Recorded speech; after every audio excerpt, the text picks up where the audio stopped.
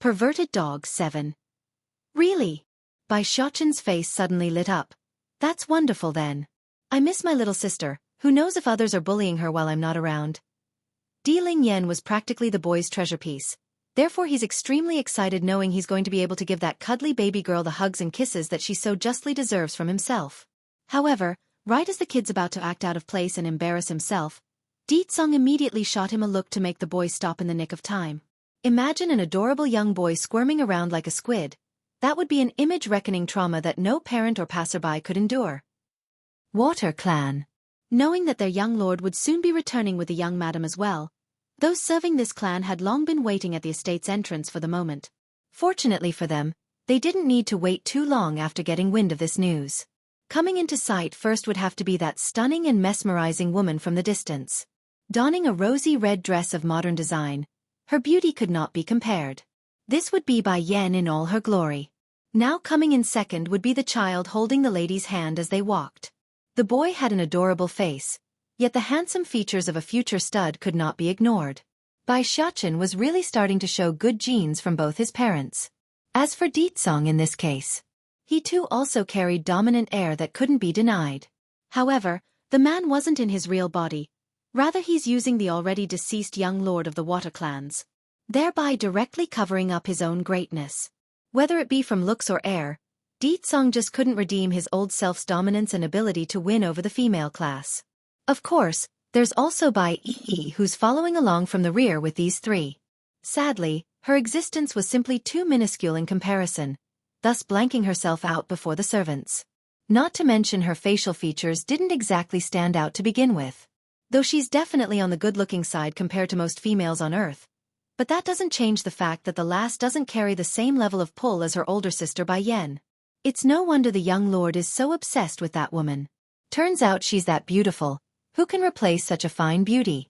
Some of the servants thought, not realizing their own gazes were currently an offense to the great demon king who's puffing up steam in the background. Did everyone gather like I ordered from the phone? Di Tsong sourly asks after coming before the crowd. Young lord, everyone is here aside from your parents.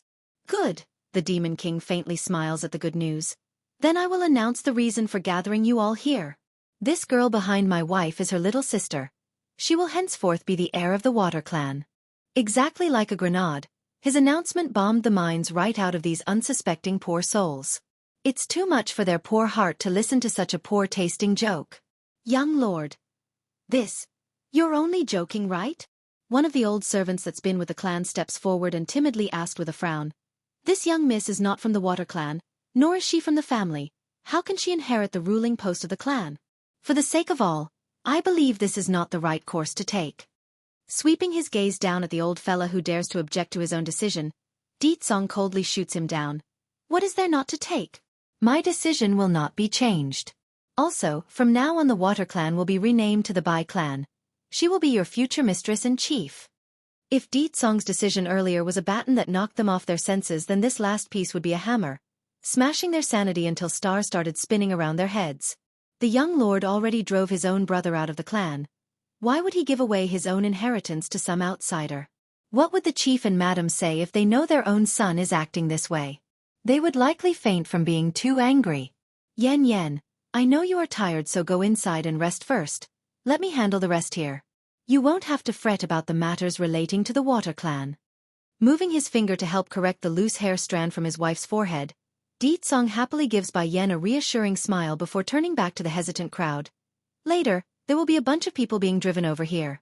Put them in the prison cells and let them have a taste of the torture devices in there. Perverted Dog 8. What did those people do to make the young lord so mad? Experience all of the torture devices in there? Even if they don't die, they will still be skinned to the point of no return. Some of the servants thought, shocked by the cruel order. Bai Yan ignored the focused looks coming her way and yawned. Xiaoqin, you should be familiar with the estate. Take me and your Auntie Yi to rest. We will leave the other mundane stuff to your father. Okay, come with me, mother. I know the way to Batty Father's quarter. Revealing those pearly white teeth in his smile, Bai Xiaoqin sounds very happy to be relied upon. Auntie Yi, do you mind taking my room for now? I'll have the maids here arrange another room for you later. Bai Yi only felt a warmth surging out after being asked. I'm okay with anything you arrange, I'm not picky. Wonderful. Follow me then. Without delay, the steam bun immediately began to drag the two ladies for the back-end part of the massive estate. Arf! As soon as these three opened a door to Deetsong's quarter, a big yellow dog instantly pounced over to the boy's leg and started licking him in the face. As a result of this sudden attack, Bai Xiaochen became slobbered in the dog's saliva. Even so, it's clear that both kid and animal enjoyed each other's company. Yellow, do you miss me? The steam bun rubs the golden retriever's head, giggling all the while when doing so. Showing an examining look towards the retriever, then back at her own boy, Bai Yan's eye narrowed in. This is Deetsong's dog? Are you sure he's the one who taught you those curse words? Bai Xiaochen's face instantly froze up. He was too happy just now so he completely forgot his own lie. Mother! Raising his head, Bai Xiaochen bites his own sleeve to appear all pitiful. It's unlikely anyone would be able to remain indifferent to this cuteness attack, yet there was, and she's standing right in front of himself. When did you learn to use others as your scapegoat? Not to mention a normal dog at that.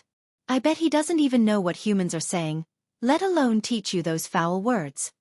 Maybe, he learned it by listening to other people talk. Bai Xiaochen evasively mumbles this, too afraid to make eye contact. Bai Xiaochen! Bai Yan harshly calls out her boy and causes him to snap to attention. Mother, I know my fault, I won't put the blame on others again, nor use those curse words. Only then does the serious woman ease up. Remember, scolding a person doesn't always require such foul language. You can also do it by going at it in a roundabout way. Don't use an innocent dog as your scapegoat again, you hear? Innocent? Yellow is not innocent at all. There's not a single maid in this household who hasn't been sexually harassed by him yet thanks to Batty Father's support. Unlike the big cat that's also living here, the golden retriever was clearly at a lower level in terms of IQ. Without thought or understanding of the situation, the perverted bastard only thought Bai Yan had better face than all the rest in this home. Will her panty be pink too like the maid today? Or will it be string black like that strange missy from a few days ago? Oh, I want to see. For that shameful reason and his own male urge reacting, the dog reached out with his filthy paws and flipped Bai Yan's skirt. If it was under normal circumstances, then Yellow would never be able to succeed in his efforts. However, this was a dog we're talking about, a dog from Earth at that. Because of that issue, Bai Yan didn't raise her guard and became another victim of this perverted numbskull. As the old saying goes, like owner like dog. If Deetsong would go after her panties during their first meeting, then why wouldn't the man's dog do the same? Deetsong's decision, 1. Bai Yan's face instantly got darker than a black hole. Without delay, she slapped the perverted dog away so that he wouldn't keep staring at her underwear. Towards this outcome, Bai Xiaochen only wanted to clap his hand in support. He loves playing with Yellow the golden retriever, but he would never want him doing something so provocative towards his own mother. Humph humph. That's what you get for flipping mother's skirt. Just wait till Batty Father gets here, he will definitely beat your bum once he knows what you did. Mother, I didn't say anything wrong before. Yellow is not a good thing at all. He is indeed perverted like your dad, but it's also true you used him to take the blame. Bai Yan doesn't relent and won't let the boy shirk off the responsibility. In support of that claim, the dog promptly howls out like an aggrieved little puppy, making those with a soft heart to melt away in pity. However, Yellow's sneaky little ploy won't work today. I will chop off your paws the next time you dare lift my skirt, understand? Bai Yan harshly threatens the dog using her menacing eyes. Oh woo! Tightening his head, the dog deliberately acts stupid to play the fool. Humph humph. I am not going to stop, pantsy for life. If one has the power to back themselves up, then being a pervert like Deetsong wasn't an issue. It's not like anyone could a darn thing towards the great demon king. However, this golden retriever didn't have that luxury of being an almighty demon, thus he's no different from walking down the path of death. Thankfully Bai Yan herself wasn't going to stay too long, therefore making it less likely for Yellow the dog to kill himself off for good. Immediately getting colder in the face after being taken lightly. A dog's IQ isn't low to begin with, plus you're Deetsong's dog. I know you understand me, don't pretend you can't. Oh woohoo! Continuing on his path of suiciding, Yellow sprawls onto the ground and laid out his paws to show he's innocent. Unfortunately, a pervert never learns. Right as Bai Yan's complexion appeared a little warmer, The rascal of a dog immediately crawled forward and clung onto that white feminine leg to lick it like a disgusting filth that he was. Yellow! Bai Xiaochen flew into a rage. Only I can hold onto mother's leg, you go away. Oh woo! Since Yellow knew the boy wouldn't do anything to himself, the perverted mutt didn't relent and only showed off his devious smirk of victory. Outraged at being dismissed, the steam bun quickly ran over to give his friend there a light kick. You let go of my mother's leg. Mother's leg belongs to me only. It's mine.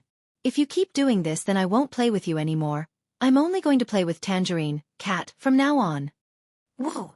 Despite his unwillingness, the perverted mutt nevertheless relented since he does value being able to play with the steam bun. But bad habits die hard.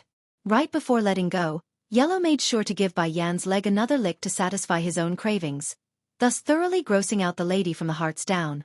Where in the world did this perverted dog come from? He's worse than Di Tsong in bed. At least Di Tsong would know when to hold back his urge when I warn him. Mother, are you short a leg bracelet? Throwing himself at her leg this time around, Bai Xiaochen looks up with his bright innocent eyes and asked, if I can be hanged on mother's leg then we won't ever need to separate. Twitching in the corner of her eye due to the unrelenting clinginess of both dog and child, Bai Yan was starting to doubt her own choice in life. When did you learn these words? Is it after coming to Earth? Mother, I am a big learner. That's a confirmation. Pulling her overly clingy son off the leg, Bai Yan gets all serious in the voice. I am not short of a leg bracelet. Di Tsong's decision too. Sister Bai Yan, seeing the boy's aggrieved expression, Bai Yi just couldn't help but step in to help. If not, why don't you do as he wish? I think he's going to cry. I am not some 5-year-old child anymore, I won't cry. Bai Xiaochen proudly states this after swinging his head around. If he was still 5 then he would use those tears to win the situation to his own favor. But he's 8 this year already. Even if he doesn't care about his own face anymore and reuse that old trick, such a blunder would only bring shame to his own mother. As a filial son, there's no way the steam bun would fall so low. He won't tolerate such indignity. It's getting late, let's rest first. That said, Bai Yan pricks her brow at the dog who's wagging its tail like he's anticipating something good to happen. Yellow, you go watch the door and keep outsiders out. I do not want to be disturbed during my sleep. If you don't do this job well then I will tell your master what you've done. Without question, there's bound to be those who want to test the water with her after arriving. Towards those annoyances, she's not in the mood or going to bother with entertaining them. Oh well. Yellow may be a perv, but he's a good loyal perv of a guard dog. Unless someone knocks him out, no one was going to get through him today. Sister Bai Yan, this dog is so smart. Bai Yi saw the rely and praised Yellow. She always liked animals and wanted to keep one since young. And, he's so cute. Cute. Bai Yan smirked upon remembering that embarrassing moment with her skirt lifted. Don't you mean abominable? Good thing he's only a dog, otherwise his paws would have been lopped off by now if he's human. Pricking up his dog ear, Yellow immediately got riled up after being praised.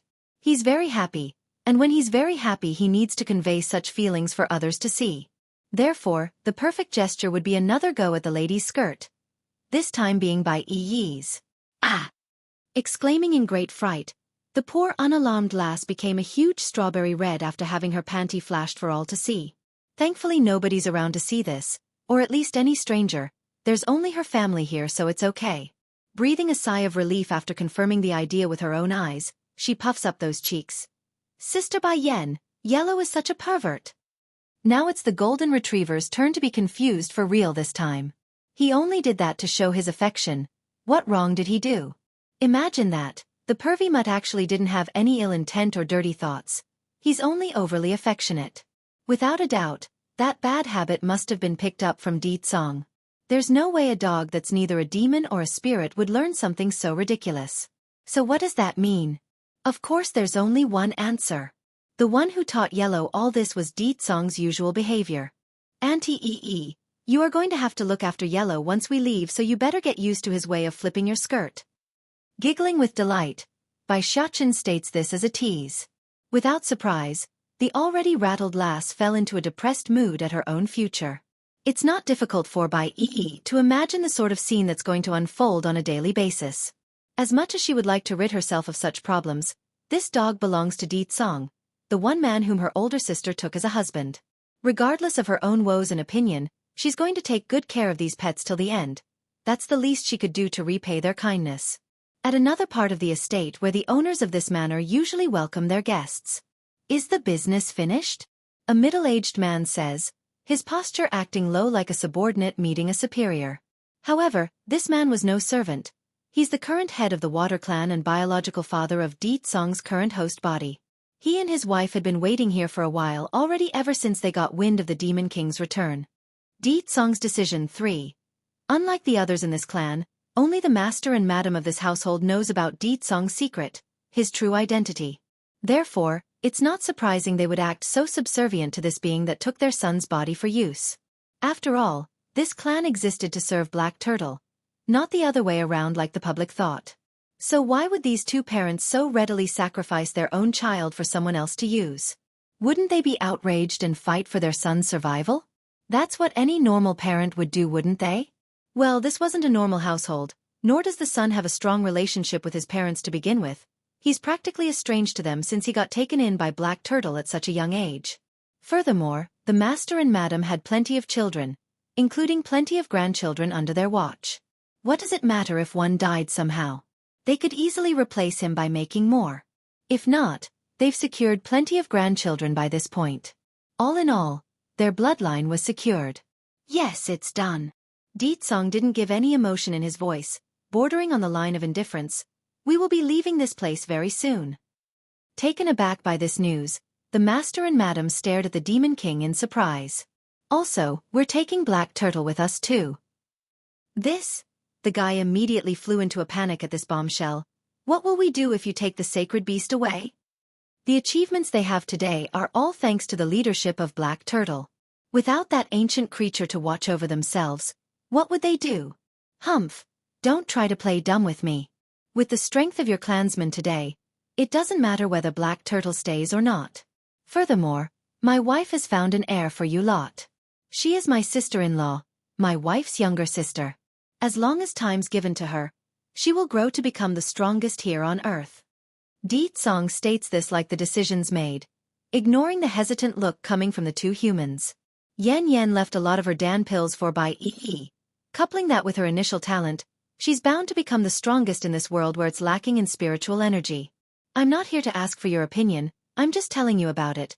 And don't forget that your clan was no more than a weak household that needed protection. Everything you have today is thanks to Black Turtle. The current head of the Water Clan finally came back to his senses at that reminder. He couldn't argue about that point. Most of what they have was thanks to Black Turtle's support. Without that creature, they might have fallen from grace like so many other clans in the past, or be replaced by a different rising power along the way. All right, we will accept your arrangement. A cold flicker flashed in the Demon King's eye at the quick compliance. But from what I've observed of you people, being submissive isn't part of your nature. Black Turtle definitely played a part in helping the Water Clan climb this high, but the insidious and sneaky ploys from you lot also had a huge hand in it, don't you agree? Showing an awkward face, the master of the house decides to be blunt. Then what do you intend to do? I will imprint upon your souls. This seal will last 10 years. Once that time has expired, whether or not you follow my wife's little sister is your choice. However, during that period you must protect her with your all. This is the demand I have of you people. Di Tsong's decision 4. And sure enough, the twitching mouth reaction from the master of the house told everyone what he was thinking inwardly. He indeed wanted to go back on that oath and kick Bai Yi out as soon as these people are gone. Why should they give up their wealth to some unknown insignificant girl anyways? That's ludicrous. 10 years from now, can we really be free? The mortal eyed the Demon King with skeptic light, making sure to keep watch for any signs of untruth about the deal. If we couldn't keep the wealth gathered through generations, then I need to make sure we can at least be free afterwards. With our current ability, gathering more wouldn't be an issue like this man says. Besides, most in the clan is already sick of the reclusive lifestyle of this place. Without the sacred beast watching over our heads, relocating to the big city would be a piece of cake.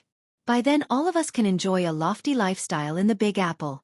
10 years is enough. 10 years is enough for Bai Yi to grow. Her future must be forged using her own hands. No one can fight in her stead. If she still can't secure the wealth I handed her, then there's nothing more to be done. A person that doesn't strive to be better doesn't deserve the best. That's how life works. The Demon King doesn't mind giving his sister-in-law a helping hand, but he's not going to protect her forever. That's not within his means nor wish to do so.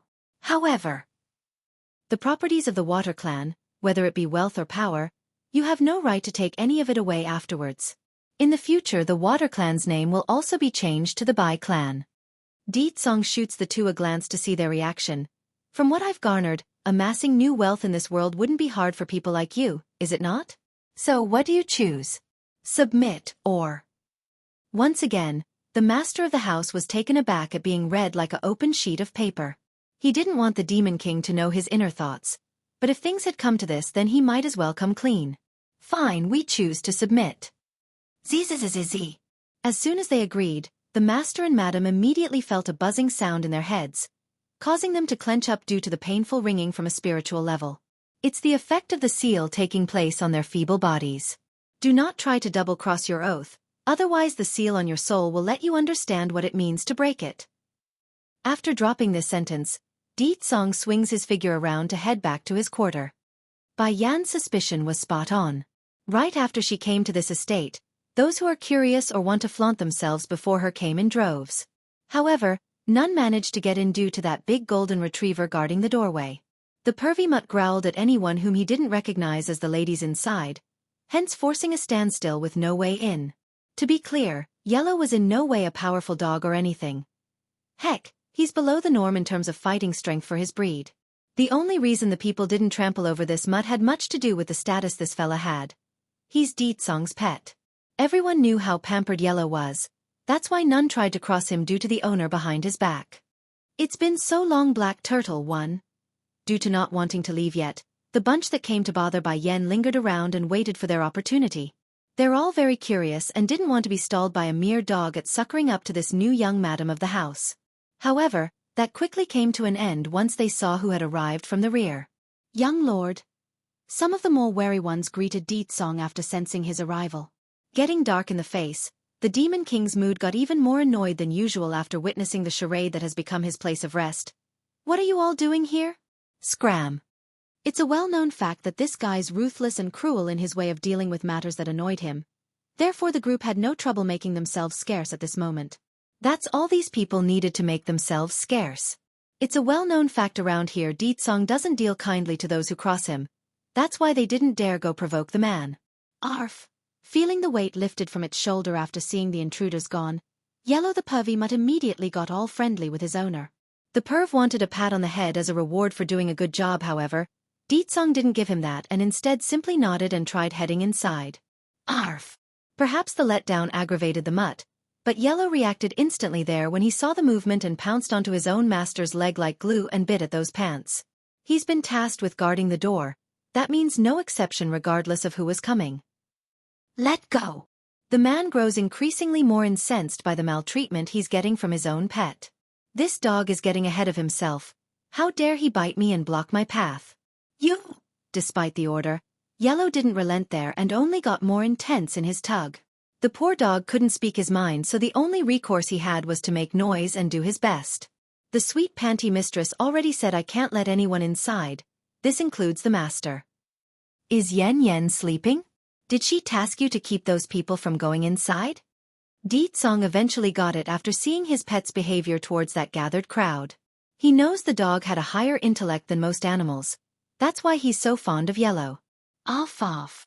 Following that bark as confirmation, Yellow continues with his act of biting the man's pant and trying to drag him back. Unfortunately for this loyal guard, the Demon King didn't like playing tug-of-war with him right now. Letting the pant rip from the knee level, Ditsong swiftly takes this opportunity to slip past the doorway and into the yard, thus leaving the baffled dog in the background. Naturally, Yellow wanted to give chase so he could drag his owner back outside, but the second he took a step with those paws was when he stopped. He's circling around over what to do because Bai Yan specifically told him he couldn't leave the post. Bai Yan had long overheard the commotion outside with her husband, yet the woman didn't move, only quietly watching the sleeping boy in her arms that's been overly exhausted by the trip today. Ditsong's first image when he walked in was this. Immediately, the man picks his son up with one hand and rouses the steam bun up. Baddie father? Rubbing his snoozy eye, Bai Xiaochen murmurs this out before snapping into attention at that grumpy-looking face. Batty father, are you done with your business already? Yes, I'm done. Go out first. I have something to discuss with your mother. That said, the Demon King wasted no time and readily tossed the poor kid out the door and closed it behind himself, thus leaving the child outside in the cold and cluelessly staring into the air. It's been so long, Black Turtle, too. Bai Xiaochen's momentary daze outside the yard lasted no more than Yellow's patience did for the pervy, but just couldn't resist coming over to give the boy a lick on the face after seeing what has transpired. I just knew it's going to turn out like this. As long as Batty father is around, then I won't be able to sleep by mother's side. He felt aggrieved and angry at the same time at the terrible thought. Sadly for this poor child, he couldn't fight nor overcome his old man who's many leagues ahead of himself. In the end, the steam bun could do nothing but accept reality as it was. His mother's bed belongs to his father and not him anymore. On top of the elaborately carved bed, Bai Yan waited patiently for her husband to return from the outside, grinning as she watched him. How did things go? She asks with chirpiness in her smile, finding humor in the way her family behaves. Ditsong naturally knew what Bai Yan was asking about and quickly returned with a smile of his own using those love-bearing eyes. I've already set things in motion. Bai Yi will have 10 years to grow in this place. Afterwards, whether she succeeds or not is up to her own efforts. Bai Yan pleasantly nodded over the arrangement. That's good, giving that girl some pressure will help her grow. If we arrange everything without hurdle, then it would only harm her instead of helping. She really does like this foster sister of hers from the hearts down. That's why she must see to her well-being and future. In the years after her mother's death, Bai Yan's world had fallen into an unemotional gray of sadness towards humanity as a whole. She simply didn't believe in love anymore. After all, if her own father who claimed to have loved her mother so dearly would turn his back on such a woman, what wouldn't others do? But Bai Yi never lost hope like she herself did. That uppity lass never gave up on her older sister and continued to support the hopeless young Bai Yan through thick and thin. For that undivided support, Bai Yan owed her younger sister this much at least. Yen. Their lips met following that sudden yearn from the man. With it came the destruction of the dam, withholding the emotional tidal that's been jammed inside the man's heart. Unlike the clueless demon queen here who only arrived for 1 month, the poor guy had to not only watch his wife go through all those struggles in the mountain and eventually die in the end, he also had to silently watch her naked body from time and time again without ever being able to satisfy himself. But things have changed. He could finally hug her, kiss her and do all the things a husband should so rightfully be able to do with his woman. Knowing this fact that his chance has arrived, Ditsong's hand wasted no time in reaching down under her skirt. If he could, the guy would rip those annoying clothes right off in one swinging gush of brutish delight. Unfortunately, in the second he tried to do so by touching that reddish thin layering garment shielding his wife's precious spot, the dainty hand belonging to Bai Yan grabbed his and stopped the advances mid-flight. We're going back to the other world soon. Let's wait until we return. It's not too late then. You've waited 8 years already. It shouldn't be a problem to wait a while longer, right? Without surprise to anyone, Ditsong's expression was that of grievance and disappointment. 8 years, I peeked at you bathing so many times, and each time I had to withhold myself from you. I hated what I was doing, but I couldn't help myself and only made it more painful for me down there. You still expect me to hold back now that you are in my arms? How can you bear to do this to me? Bai Yan's face instantly went black. I was wondering why I would feel so creeped out whenever I take a bath back then, so it's you all along. Leaking the truth of his own pervy deeds wasn't intentional. Ditsong also felt ashamed at what he has become in the past 8 years. A stalking pervert that could no longer face his own wife using that guilty face. What have I done? Now Yen will never look at me the same way. It's been so long, Black Turtle 3. But this time he really didn't want to let her go. Yen, we are already husband and wife. Why do we have to go back to the celestial realm before we do it? Bai Yan appears startled by the question. There's no doubt the man before herself was Ditsong, the man she loves, but that physical body belonged to another. It's not like Bai Yan could say she hated being touched by other men aside from him specifically, right? Ditsong, this body is not yours. The uncomfortable lady bemoans going down this tunnel in their conversation. If I accidentally get pregnant, then the child won't be yours. Of course, there's the alternative option of using a condom to avoid pregnancy. But that doesn't change the fact she doesn't want to be touched. That's not a problem. As long as I know the child is mine, then what's the issue? But I care. Bai Yan's voice her protest before softening up the tone. I know you endured 8 years already, but can you do a little more for me? When we get back to the celestial realm, I promise to double my compensation, okay? It's a promise? Taking a bite at his wife's lip after the childish remark, Song whispers this like a lost cause that has become this once great demon king. When do I not keep my promises? Bai Yan felt flustered at having her apple eaten and quickly tapped at his chest in a shy manner. All right, I'll be sure to make you can't get out of bed once we get back. Forming a charming smile that could hypnotize the entire world, the man gets all devious in the eyes. But first, I want a little interest for making me hold back. Leaning in, the demon lets loose a bit of his desire and lets their tongue battle it out within their mouths. He wants her nectar, every drop of it to elaborate his love. Due to not getting his way of gobbling up his wife, the couple didn't spend much more time inside the room afterwards. Therefore, it was quite the surprise when Bai Yan suddenly discovered her son and the pervy muck carousing outside against the door when she swung it open. Mother, father. Bai Xiachen immediately scrambles up from the ground after falling over from the lack of door support, his expression showing that of a guilty party being caught red-handed. Off. Yellow on the other hand didn't have such awareness though. After that quick bark, the perv swiftly came over to Bai Yan's side for a good petting. However, as the owner of this dog, how could Song not know his personality?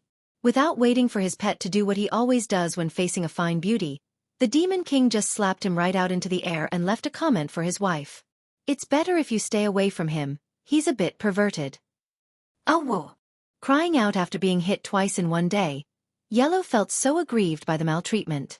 He's a dog, not a punching bag by the master and mistress. Ignoring the protesting cry of his pet, Song instead shifts his focus to Bai Xiachen, who's been eyeing himself. Have you heard enough? Ah, not enough. Then I will find you a wife of your own once we get back. You can go hear all you like afterwards from her instead. Ah! Staring up in shock, the steam bun felt so wronged yet so powerless. Mother! Does baddie father not want me anymore?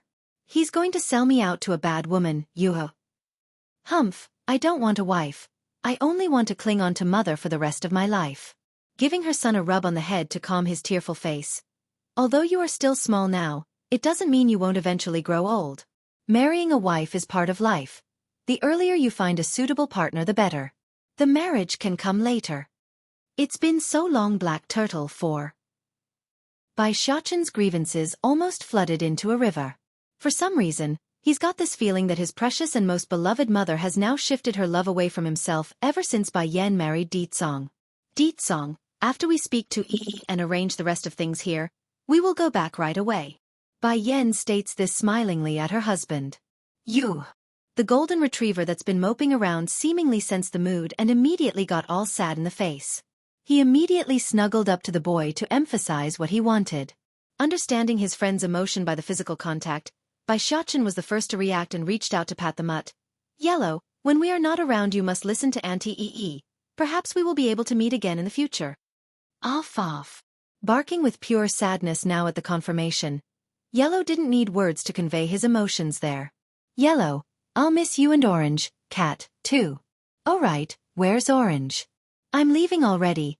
How come he's not coming out to say goodbye? It's Song who answers the boy's question in this case. I last saw him out chasing after a female cat. A bit choky in his voice, like he's also ready to cry since he got beat by a mating cat, the steam bun begins to lay down his last message, knowing there's nothing he could do.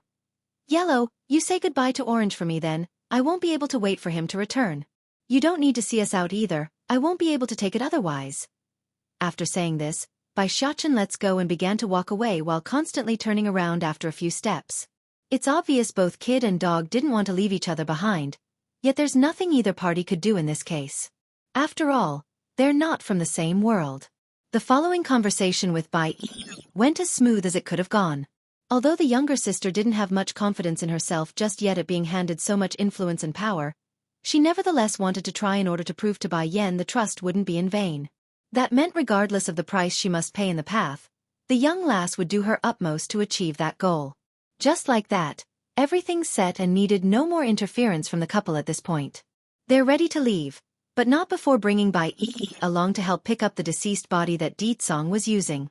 That's the least the Demon King could do since he borrowed the guy's body for so long. As for the things she got after returning here on Earth, Bai Yan figured it's best she waited until they returned to the celestial realm before using them. It would be too shocking for the people of this world if it's too explosive. Before long, after walking up the mountain for a while, Bai Yan soon saw the image of a handsome man wearing a long white garb waiting at the top. He's smiling at herself, and that told the woman all that she needed to know. Black Turtle, it's been a long time. Bai Yan still doesn't have any memory of that life from the past, but the connection she shared with this person was all the proof she needed in this case. It's a kind and familiar connection, something the woman couldn't quite describe yet couldn't ignore. My queen, it's been a long time for me as well. Black Turtle slowly came before her and stooped down his body to perform a half-bending greet. In that instant, a series of images came flashing back to Bai Yan's head. It's a man dressed in a white garb swinging a long white sword. He's dashing yet gentle even to the enemies he faced. That's Black Turtle, the proud general under her rule who stood at the peak of a cloud-covered mountain. Black Turtle, coming back from her trance after that brief lapse, Bai Yan faintly smiles at him, but with even more closeness in the voice. Although I still don't remember everything just yet, but I do understand. You are very important to me. Now that you are back, it's time I brought all of you together. Azure Dragon, Vermilion Bird, and White Tiger. It's time you all met again. Vermilion Bird mentioned this to her before. If Bai Yan could gather all of them again, then she would need to head back to the Demon Mountain. The bird has something for her. Yen, let's go, we will go back now. Catching his wife's hand to lead the way, Deet Song swings his gaze to the man behind himself to signal it's time. Black Turtle, contact State Teacher, you and him will open the portal. Yes, sire. Arching his fist, Black Turtle complied without hesitation. Madness, 1. Celestial Realm. While a constant threat looms about under this vast starry sky, those inside the Celestial Palace are currently pacing back and forth in unease, their eyes filled anxiety from the deeps down. Is the Lord really not coming back? Keeper Zun asks with a troubled face. None of these keepers thought Yun Ruashi would lie to them, therefore no alternative plans were made, thus sealing their fate lest something drastic occurs. How can the Lord forgive us when we made so many mistakes? Keeper Yellow tersely retorted. The calamity is quickly upon us, yet we of the Celestial Palace have no means to defend ourselves anymore. The Lord won't fight, and now Keeper Ling also destroyed the only tool we could have used when the time came. For a moment, all eyes were fixed upon the grumpy keeper mentioned here. The old fella saw this of course and grew irate, yet could not challenge the claim since he knows the fault lies with himself for why the sword broke. Stop this now. The Celestial Palace is already in disarray. We don't need any more pointless quibbles added between us. Keeper Zun frowns after stopping his peers from arguing. I thought fate smiled upon us when Bai Yan disappeared that day. But who could have thought another crazy lass would pop out of nowhere and murder so many in the Celestial Realm? If we don't do something fast, then the threat will only worsen and cause even more panic in the people. But, what about the forces from the Demon Realm? Another keeper speaks up, his voice getting worried. Though their army have retreated back to their own border and left ours, it doesn't change the fact that they are keeping an eye on us. If we leave the palace, then it would be the perfect opening for those demons to destroy everyone. We can't just let them do that, can we? I understand your worry, my brother. However, Deet Song and Bai Yan have already gone missing. That means the remaining forces in the Demon Realm is greatly weakened. If we don't go provoke them, then it should be fine. They most likely won't do anything rash during this period. This was Keeper Zun's optimistic opinion. He's honestly been scared to the bones at this point and wanted nothing more than a truce between both sides. The old man has seen for himself what Bai Yan could do after this short period of growth. With time, that woman would stand at the pinnacle of this world. Challenging such a person would be unwise and foolish. Besides, they needed Bai Yan. They needed her to fight when the great calamity arrives.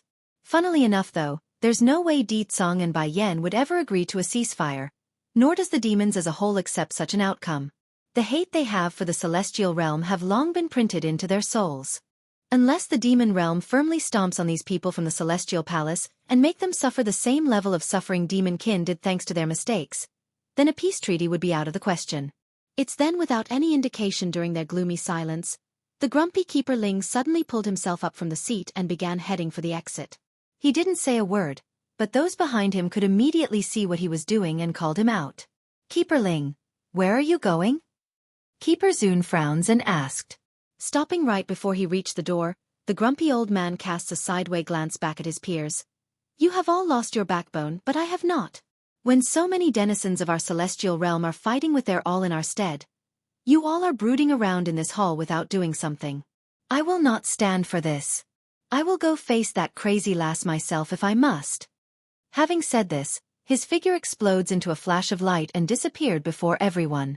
The words stung the rest of the gathered elders here, but Keeper Zune and Keeper Yellow both understood why their grumpy counterpart would think that way.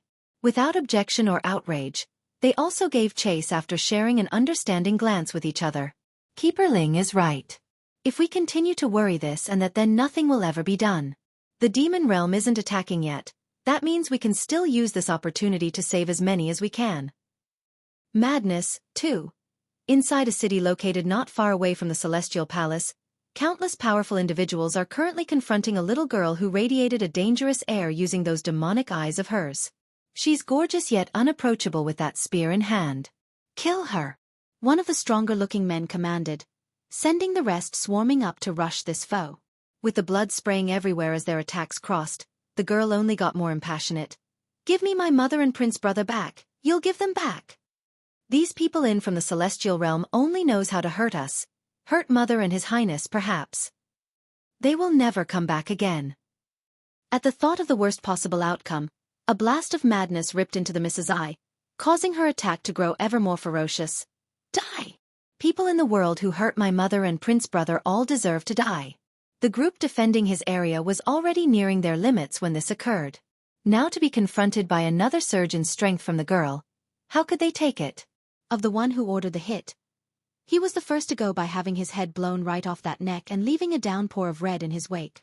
Return my mother, return my prince brother. Screaming in her voice, the little girl's every maneuver now brought great fear to those who are trying to reap her life. How is this possible? Is she really just a little girl? In all the panic and chaos, those who are too weak to retaliate quickly found themselves caught in the shockwave and the following sonic boom that sent everything flying off into the air like a cyclone just rammed through the terrain. It's pure carnage. Whether it be building or person, they were all merciless wrecked apart or blown away into some rubble. Somewhere else inside a mountain peak of the celestial realm, Jean Tion the little glutton had no idea the sort of trouble and destruction the outside was facing. The kid only wanted to continue filling his tummy with the delicious fruit in his hand, thus leaving that belly bulging with delight. On the contrary, his twin sister Di Ling Yen actually became depressed for a short while in the initial phase of being sent away with First Elder. She wanted to be with Bai Yen sadly, she got no way to do so and eventually found herself landing here in this little stream up in the mountains and playing with the dragon on whom she's sitting atop of. Of course, the twins didn't come here alone, they're being closely escorted by Winger the ancient bird demon who now acted as their loyal guardian. The man felt great guilt after all he's done. Therefore he felt the need to protect these kids while the demon realm's main forces retreated back to their own territory while awaiting Deetsong's return. Madness, 3. While the twins were busy enjoying themselves here on this serene mountain top, First Elder was more into contemplating the fate of their kind and the future it beholds. But the quiet times wouldn't last, for in the next moment of his long thought process came a huge draconian roar that rocked the air far and wide, reaching even their location that's devoid of civilized settlements. It's Princess Dragonese cry. First Elder thought after jumping down from the boulder in which he's perched. What could have happened to cause Her Highness this much grief? This won't do. I must locate her immediately. She is the Queen's goddaughter. If anything happens to her while under my watch, then I won't be able to face the Queen anymore. Taking to the sky to swoop over to the twins' spot. Winger, I'm leaving you in charge here. Protect the princess and prince while I'm not around. Swinging his head around, Winger didn't need to guess on the reasoning, for he too heard the cry. Is it to do with that dragon roar? Yes, you're correct. I must leave now, so I can't explain. If the Queen and King return, then take them both back to the demon realm. His Majesty will know what to do if I don't return in time. Dropping these orders down, the old demon elder didn't say more and rushed in rapid pace to find the dragoness. Back over in the city, a grave scene has taken hold of this settlement. Those who aren't strong enough or fled at a much earlier time have mostly died by now. They are very scared of the young dragoness who's clearly not in the right mind. You're never going to find your mother and prince brother in this lifetime. Ha ha ha. One of the more frightened defenders couldn't bear the intense pressure anymore and began to laugh maniacally. They're all dead, that's why they're all dead. The others remaining were all immensely shocked by their comrade's outburst. They understood why one of their own would lose themselves like so. After all, The other girl had started the attack without any warning and kept insisting they tell her where that mother and prince brother was. And if they refused, she would charge at them and smash everything in sight. However, there remains a pattern to this, so the last of them could still contend with the fact, but now. One should never provoke someone that's already walking on thin lines in their head, otherwise it would only cause more harm. And sure enough, when the person's words came out, the young lass's iris diluted into an unfocused haze, the sounding cutting off from her world with only the sound of heartbeat thumping. It's a very rhythmic sound, but a knock on her last strand of reasoning as well. Dead. Mother's dead? Brother Xiaochen is dead? Didn't they only said they're missing? Why would they be dead? If they're dead, then what am I going to do? Tears flowed down the girl's cheek like a raging river, unable to be stopped or hindered. Revenge. I'm going to avenge them. Celestial Palace, keepers, this world, all, they will all pay. Ahahaha. Clasping that head of hers, the young lass roared out in pure madness that's able to shake the very fabric of reality. It's suffocating to even peer at this scene.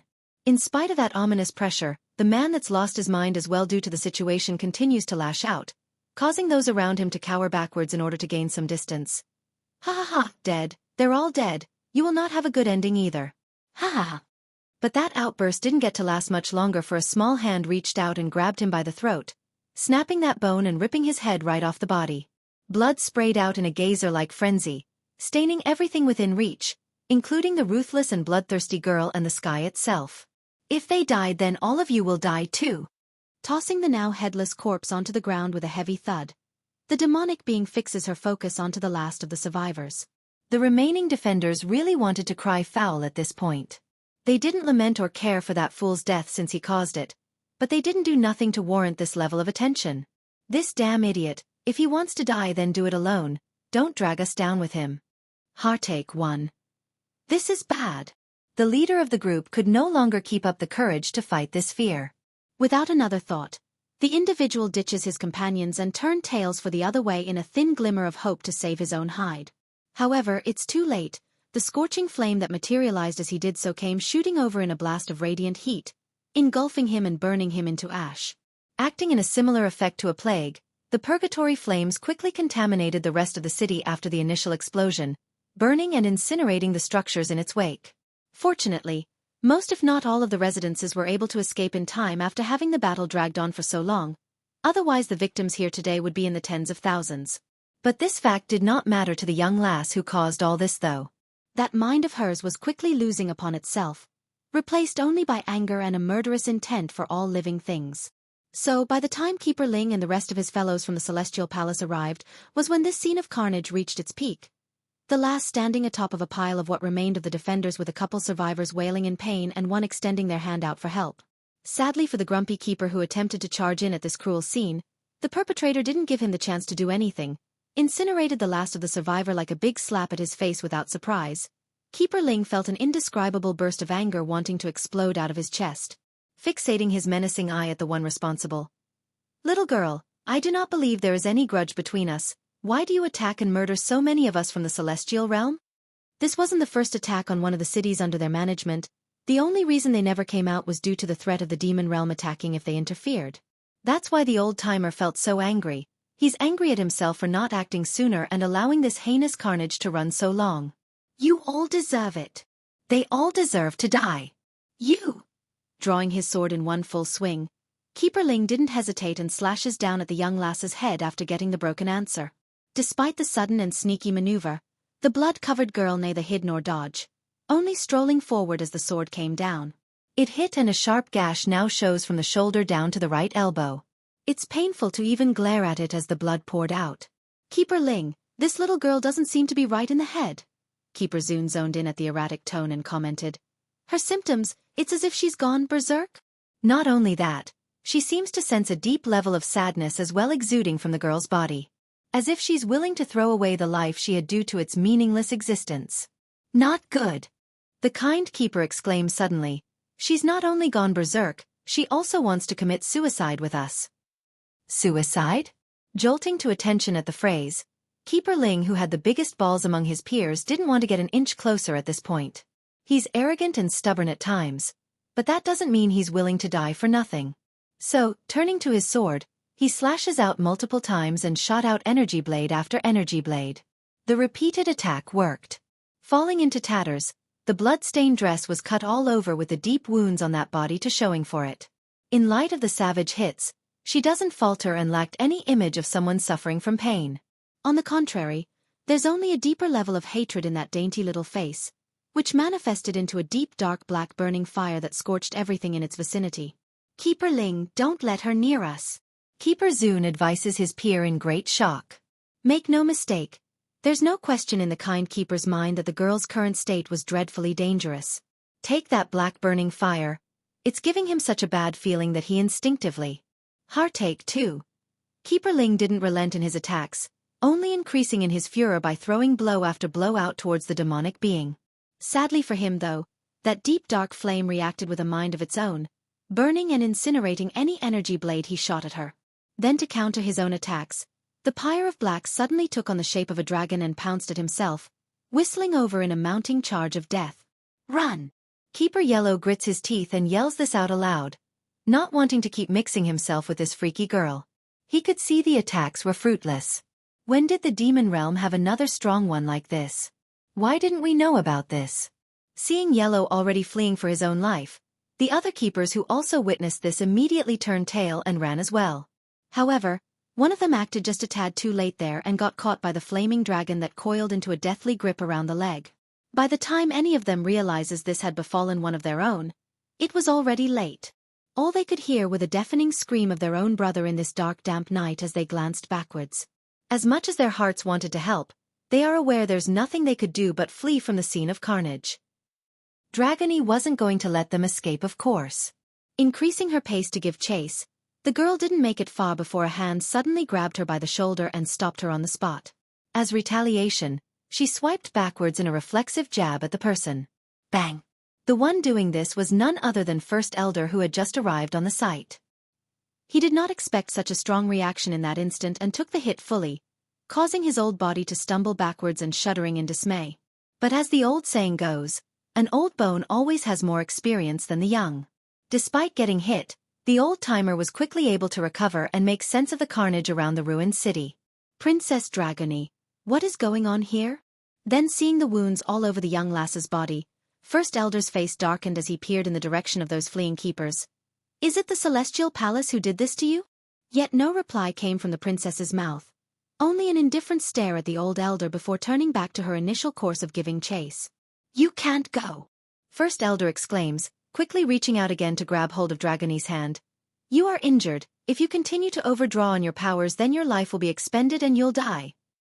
Funny part was that Dragony never intended to live after this fight anyways, thus making the elder's concern moot.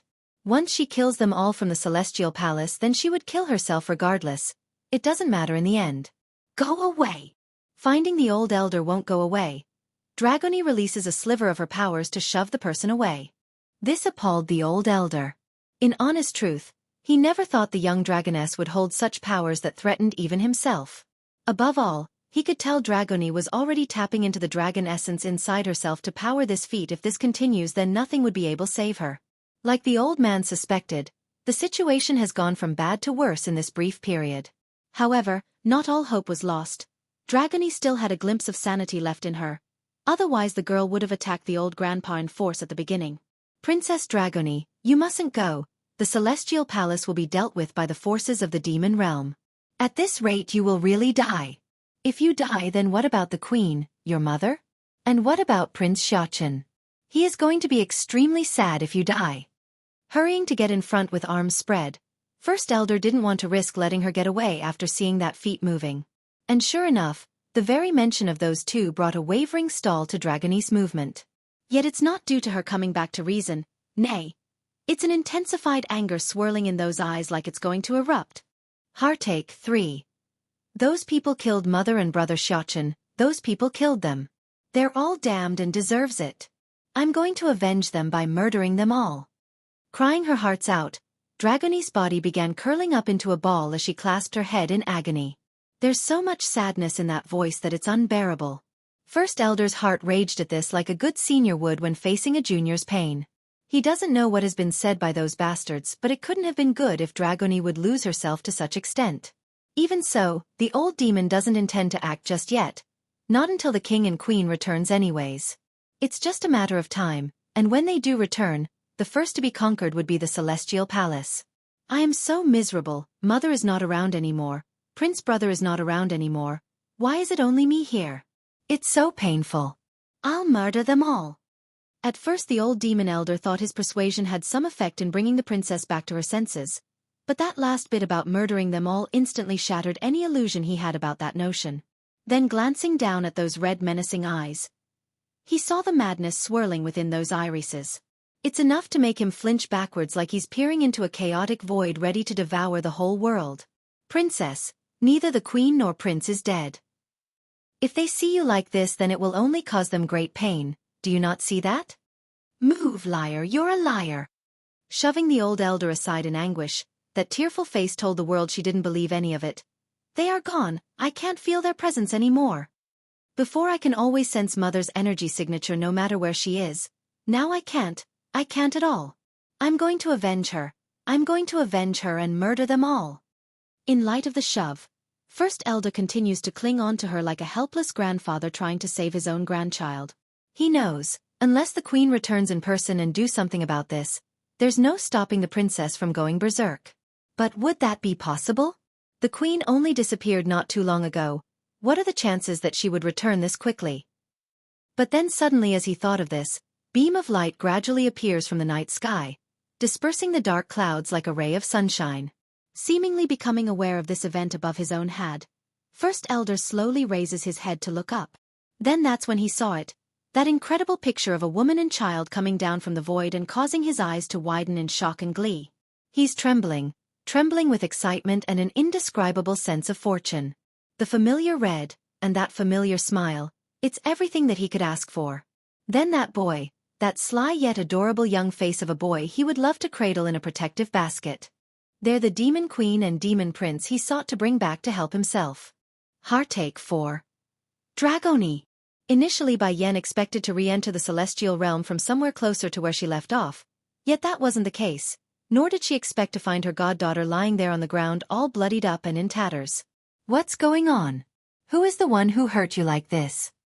She quickly descends from the sky and lands before the stunned-looking lass, her arms open and readying to reach out to help. The dragoness didn't utter a word though at those welcoming arms. Instead, she wholeheartedly threw herself over to the demon queen and wrapped those little arms around the woman's waist, refusing to let go in fear of losing her for a second time. Dragoni, tell me what is going on here? Caressing the girl's back in a soothing gesture after nearly losing her balance, Bai Yen could tell something terrible must have occurred to rattle her daughter to this extent. I only left for a short while. How did things turn out like this? I bet it's those from the Celestial Palace who did this again. Wah! Wah! Under that soft cooing, Dragoni finally crumbled and began to weep in earnest. There's no madness in the eye, nor cold menacing hatred for the world in that sob, only the pitiful crying of a sad little girl who suddenly got her world back. They told me you and brother Xueqi were dead. Wah! I don't want you to die. I don't want you. Recognizing the princess's state of mind has returned, First Elder, who's been dreadfully worried up until now, could feel at ease and release the tense grip around his hand. He was ready to move if the princess attacked the demon queen. That's how alarmed the old demon felt when he saw the girl jumping at the older woman. Likewise, Bai Xueqi also saw the unstable mind of Dragoni, who continued to cry. He didn't know how to show his emotions right now aside from clenching his fist in frustration. He knew it's not his fault, but he could disregard the guilt and felt inside for not being around for the lass when she needed him the most. I will definitely make those who hurt her pay. The steam bun vowed inwardly, his eyes firm and strong. Dragoni, I will not die, Xueqi will not die, and we will never leave you. Bai Yen says, using her soft gentle voice reserved only for the kids. How can they claim I'm dead before my daughter? With Dragoni's personality, she would never be able to take the trauma. I will never forgive those bastards. Really? Dragoni finally lets up her damp mood and looked up to face the demon queen. You're not just trying to coax me? You'll really never leave? The girl's really afraid, fearing right down to her core. No one knows the crumbling feeling of her world disappearing during these past few days. Unlike her childhood where no one loved her, Bai Yen was the only sunshine in her life.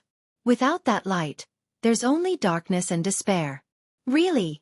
Inhaling deeply, Bai Yan forcibly presses down the swirling emotion from within to show a reassuring smile. When did mother lie to you? Now take a medicinal pill and recover first, okay? Heartache 5. Okay, Dragoni obediently nods after being offered a shiny green bead. If only those keepers could see this right now. If they did, then they would surely be popping their eyes out.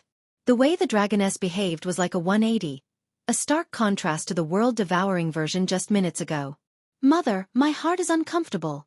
Bai Xiaochen sniffled his nose in a choking manner after witnessing Dragoni take the medicine from Bai Yan's hand. We mustn't let those who injured her go. Clenching her fist, Bai Yan was of the same opinion. Dragoni, who hurt you? Looking up with those teary eyes, the girl answered without hesitation. It's the people from the Celestial Palace. The Celestial Palace? The Demon Queen's face darkened some more, her eyes narrowing into a slit. Those bastards still haven't learned yet? How dare they hurt my daughter? In that case, I will be sure to settle the old and new debt altogether. Dragoni, does it still hurt? She asks in aching pain, both for herself and her sweet daughter. The question actually brought a momentary daze to the little girl. Truthfully, Dragoni herself didn't feel any pain despite all the physical injury on her body. Rather, the pain had hailed from the mental side, the soul.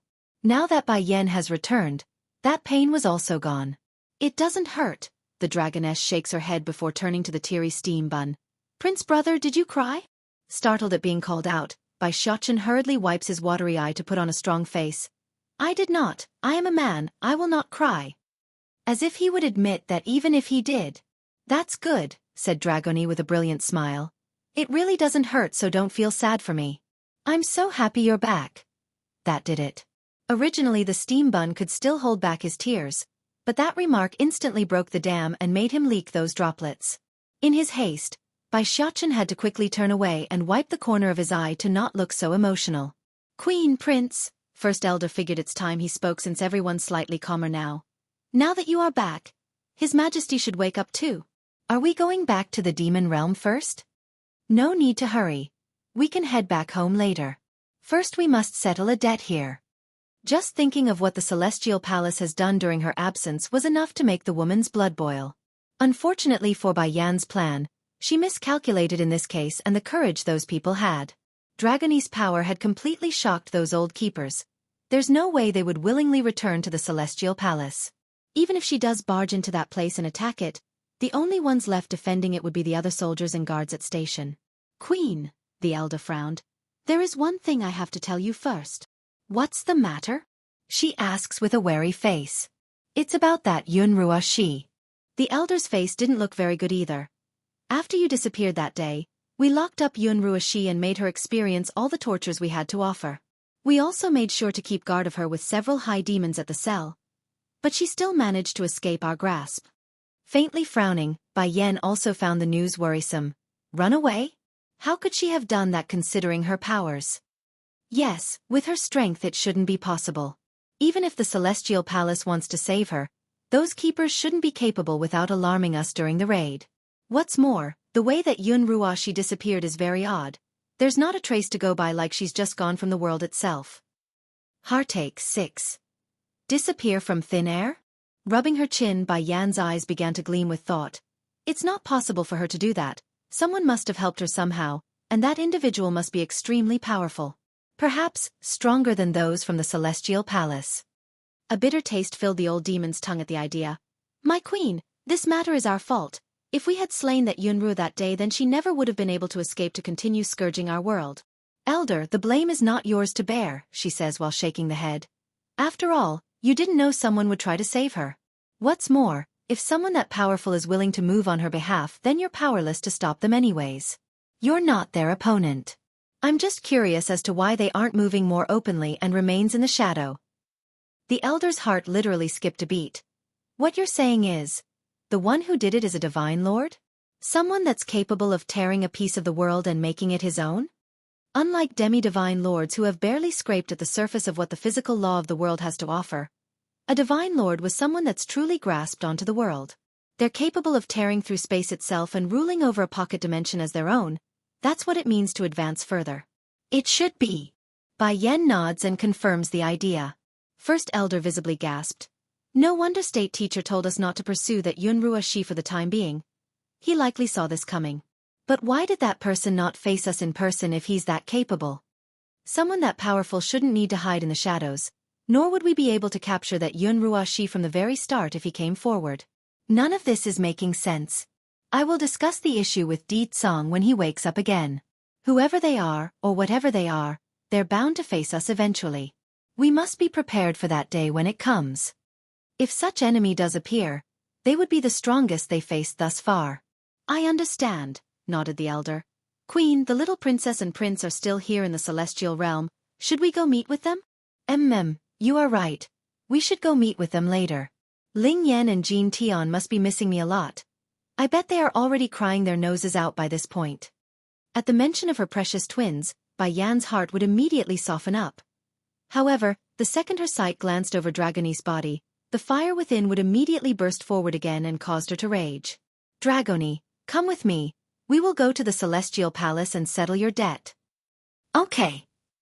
Dragoni obediently answers, her attitude like a good little child that could do no wrong. Your eyes. It's only then does the demon queen notice her goddaughter's iris.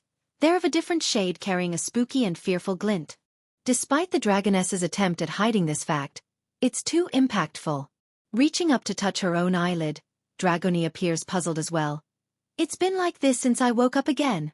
Mother, are you going to dislike me because of this? That question held so much nervous tension that everyone could hear it. She's just too afraid of being rejected by her most precious mother that it hurts just listening to it. That's how insecure the dragoness was inside. Heartache. 7. Perhaps becoming aware of the insecurity in her daughter's heart, Bai Yan gently pulls the girl into a hug before attempting to break the shadow inside. Of course not. You are my daughter. I will never dislike you. If I really don't care, then why would I keep Xiaochen then when he was born? After all, as a human being, giving birth to a talking fox was out of this world for someone that came from Earth. But her love as a mother won out in the end. Regardless of what species in which the baby hailed from, she would love them all as much. Bai Xiaochen, who heard this, immediately made a displeased and wronged face. In his mind, the boy finds himself to be very cute and adorable when he was born. Therefore it made no sense as to why his mother would even suggest the idea of abandoning himself. Dragoni, you don't need to worry. Me and mother will never turn our backs on you. Giving the girl a pat on the head, he also tries to comfort her in his own way. Breaking out into a brilliant smile at the contact, she's truly relieved and found the baggage dropping off her shoulders. It's good that mother and brother Xiaochen won't turn their backs on me. Within a mountain range of the celestial realm, Di Lingyan was currently having a great time playing atop of the big blue water dragon lying in the pool of water underneath. Your injury should be about healed. In that case, Her Highness should stop providing you with her blood. Winger the guardian bird says after finding the creature's health stabilizing.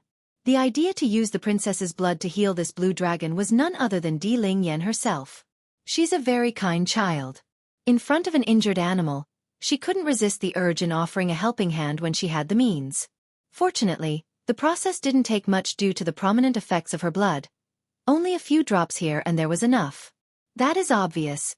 You don't need to remind me. The blue-scaled dragon warmly retorts, its aura giving off a comfortable sensation to not only the demons around, but to the terrain as well, with its power gradually returning following the recovery. Pleased by the answer, Winger crosses his arms and leaned in against the tree next to himself. I'm curious though, who managed to bring you to this state? Is it the same people who's been hunting me, from that place? The water dragon suddenly got all silent then, seemingly trying to decide on whether on answering the question with honesty or simply avoiding the question altogether. My enemy shouldn't be the same as yours based on my observation of your scar. As for whether or not they're from the same place, I can't be certain. Regardless, I will be leaving this place once I have fully recovered thanks to this child's blood. Don't worry, I will keep my promise to Bai Ning and form a familiar contract with her daughter if we were to ever meet again. The water dragon made a promise to Bai Ning for helping him during his weakest. However, he never mentioned anything about staying here forever. He also has an important commitment to attend to. That's why he's going to leave.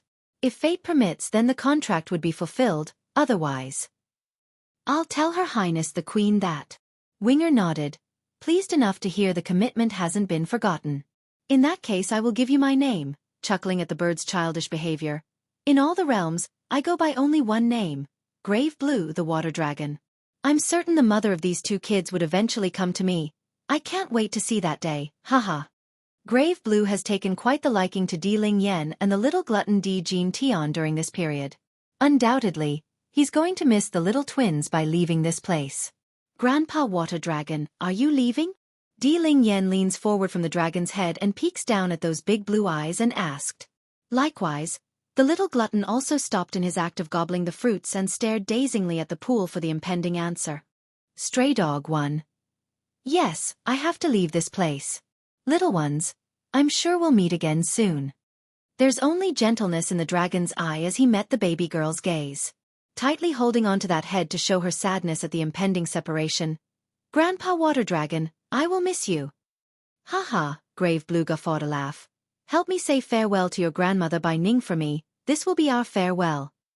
After saying this, the water dragon broke out of the pool and flew into the open sky with Di Ling Yen still sitting atop of his head. With a few circles around the air to let her enjoy the moment one last time.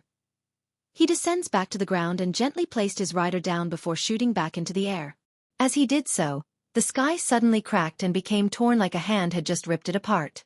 Grave Blue didn't slow down at this, rushing even faster into the void and disappearing from this world in its entirety. Where is Grandpa Water Dragon going? Looking at the direction where the dragon disappeared off to, the little glutton quietly comments, why do I feel like he's not quite the same as us? After saying that, Jin Tian felt perplexed and troubled by what he didn't know. Shaking his head, the baby prince nearly made himself dizzy by doing so. He's simply too young to understand the complexity of his own dilemma, hence his quick ability to forget the issue. Uncle Winger, Di Ling Yen continues to ask using her babyish voice since she's a lot smarter. Grandpa Water Dragon is gone, does that mean we're going home too? I want to see Mother.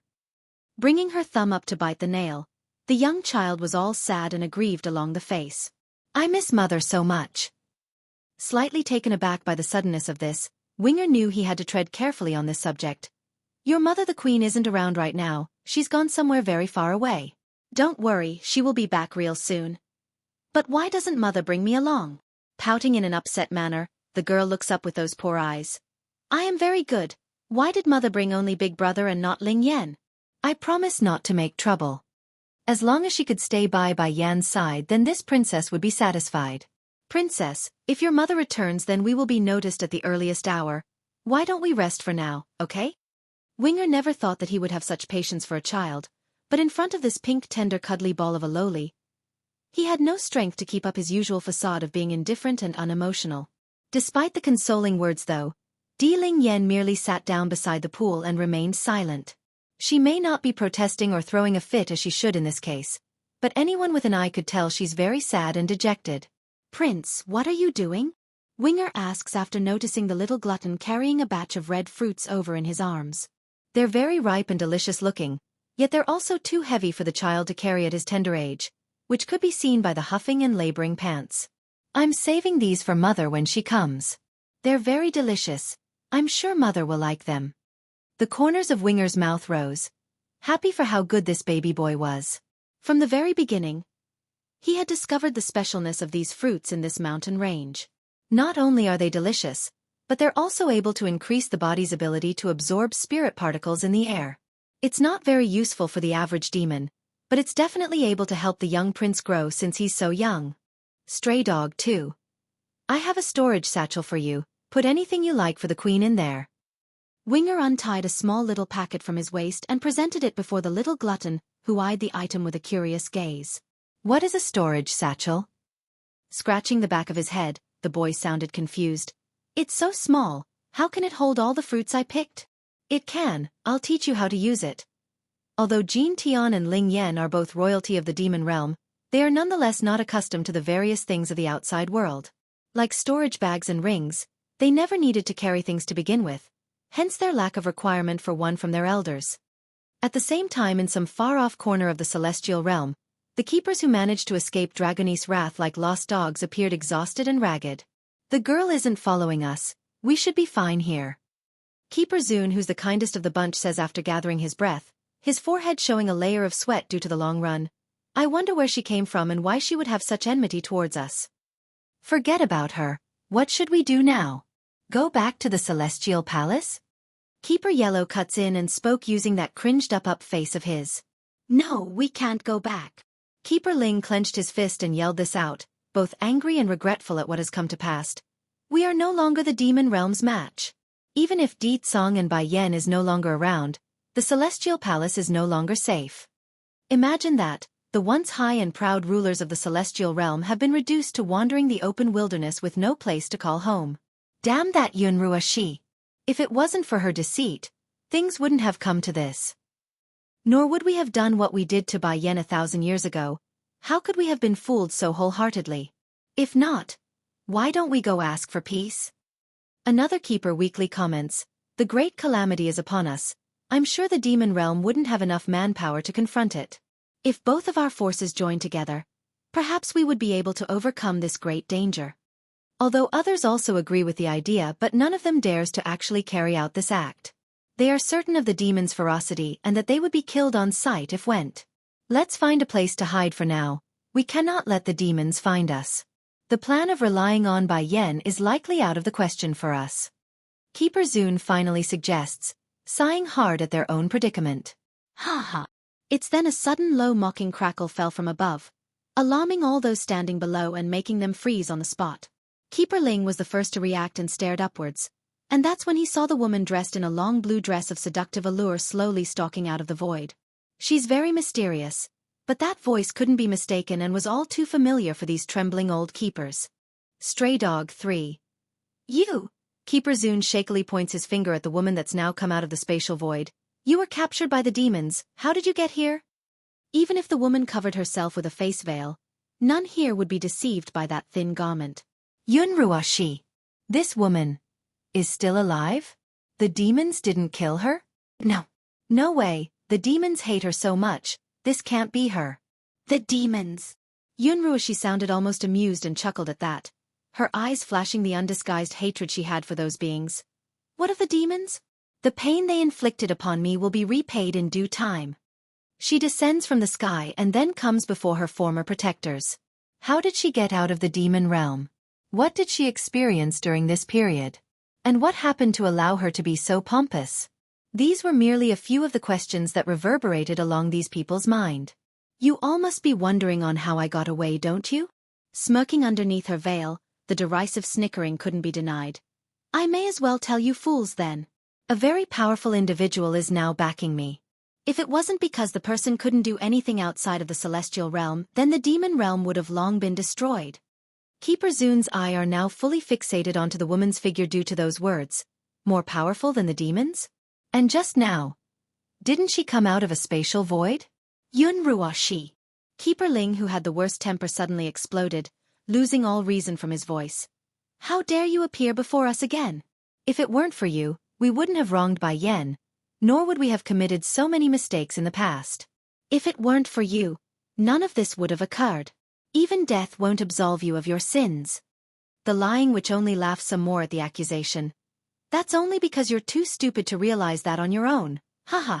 I may have needed to heed your faces in order to live back then, but no more. I will never need to worry about you fools ever again. So what if Bai Yen is all heaven's owner? So what if she's better than me? I will still be the final winner, me. Yunrua Shi. Keeper Yellow couldn't take this anymore either, his eyes showing great pain for seeing the true face of this witch. For a millennium, we loved and cared for you with all we had. How can you say such disgusting and grotesque things to us? Do you know how much we all lost? No. The world lost because of you? They may hate this witch after learning the truth, but I truly did love her like their own child back then. There's no lie in that part. But that heartfelt outburst only made Yunrua Shi laugh even harder, like her stomach's about to burst. Love me? If you had known I wasn't all heaven's owner, then would you have treated me like you did, well? We would never mistreat those of the Celestial Palace, regardless of their status or background.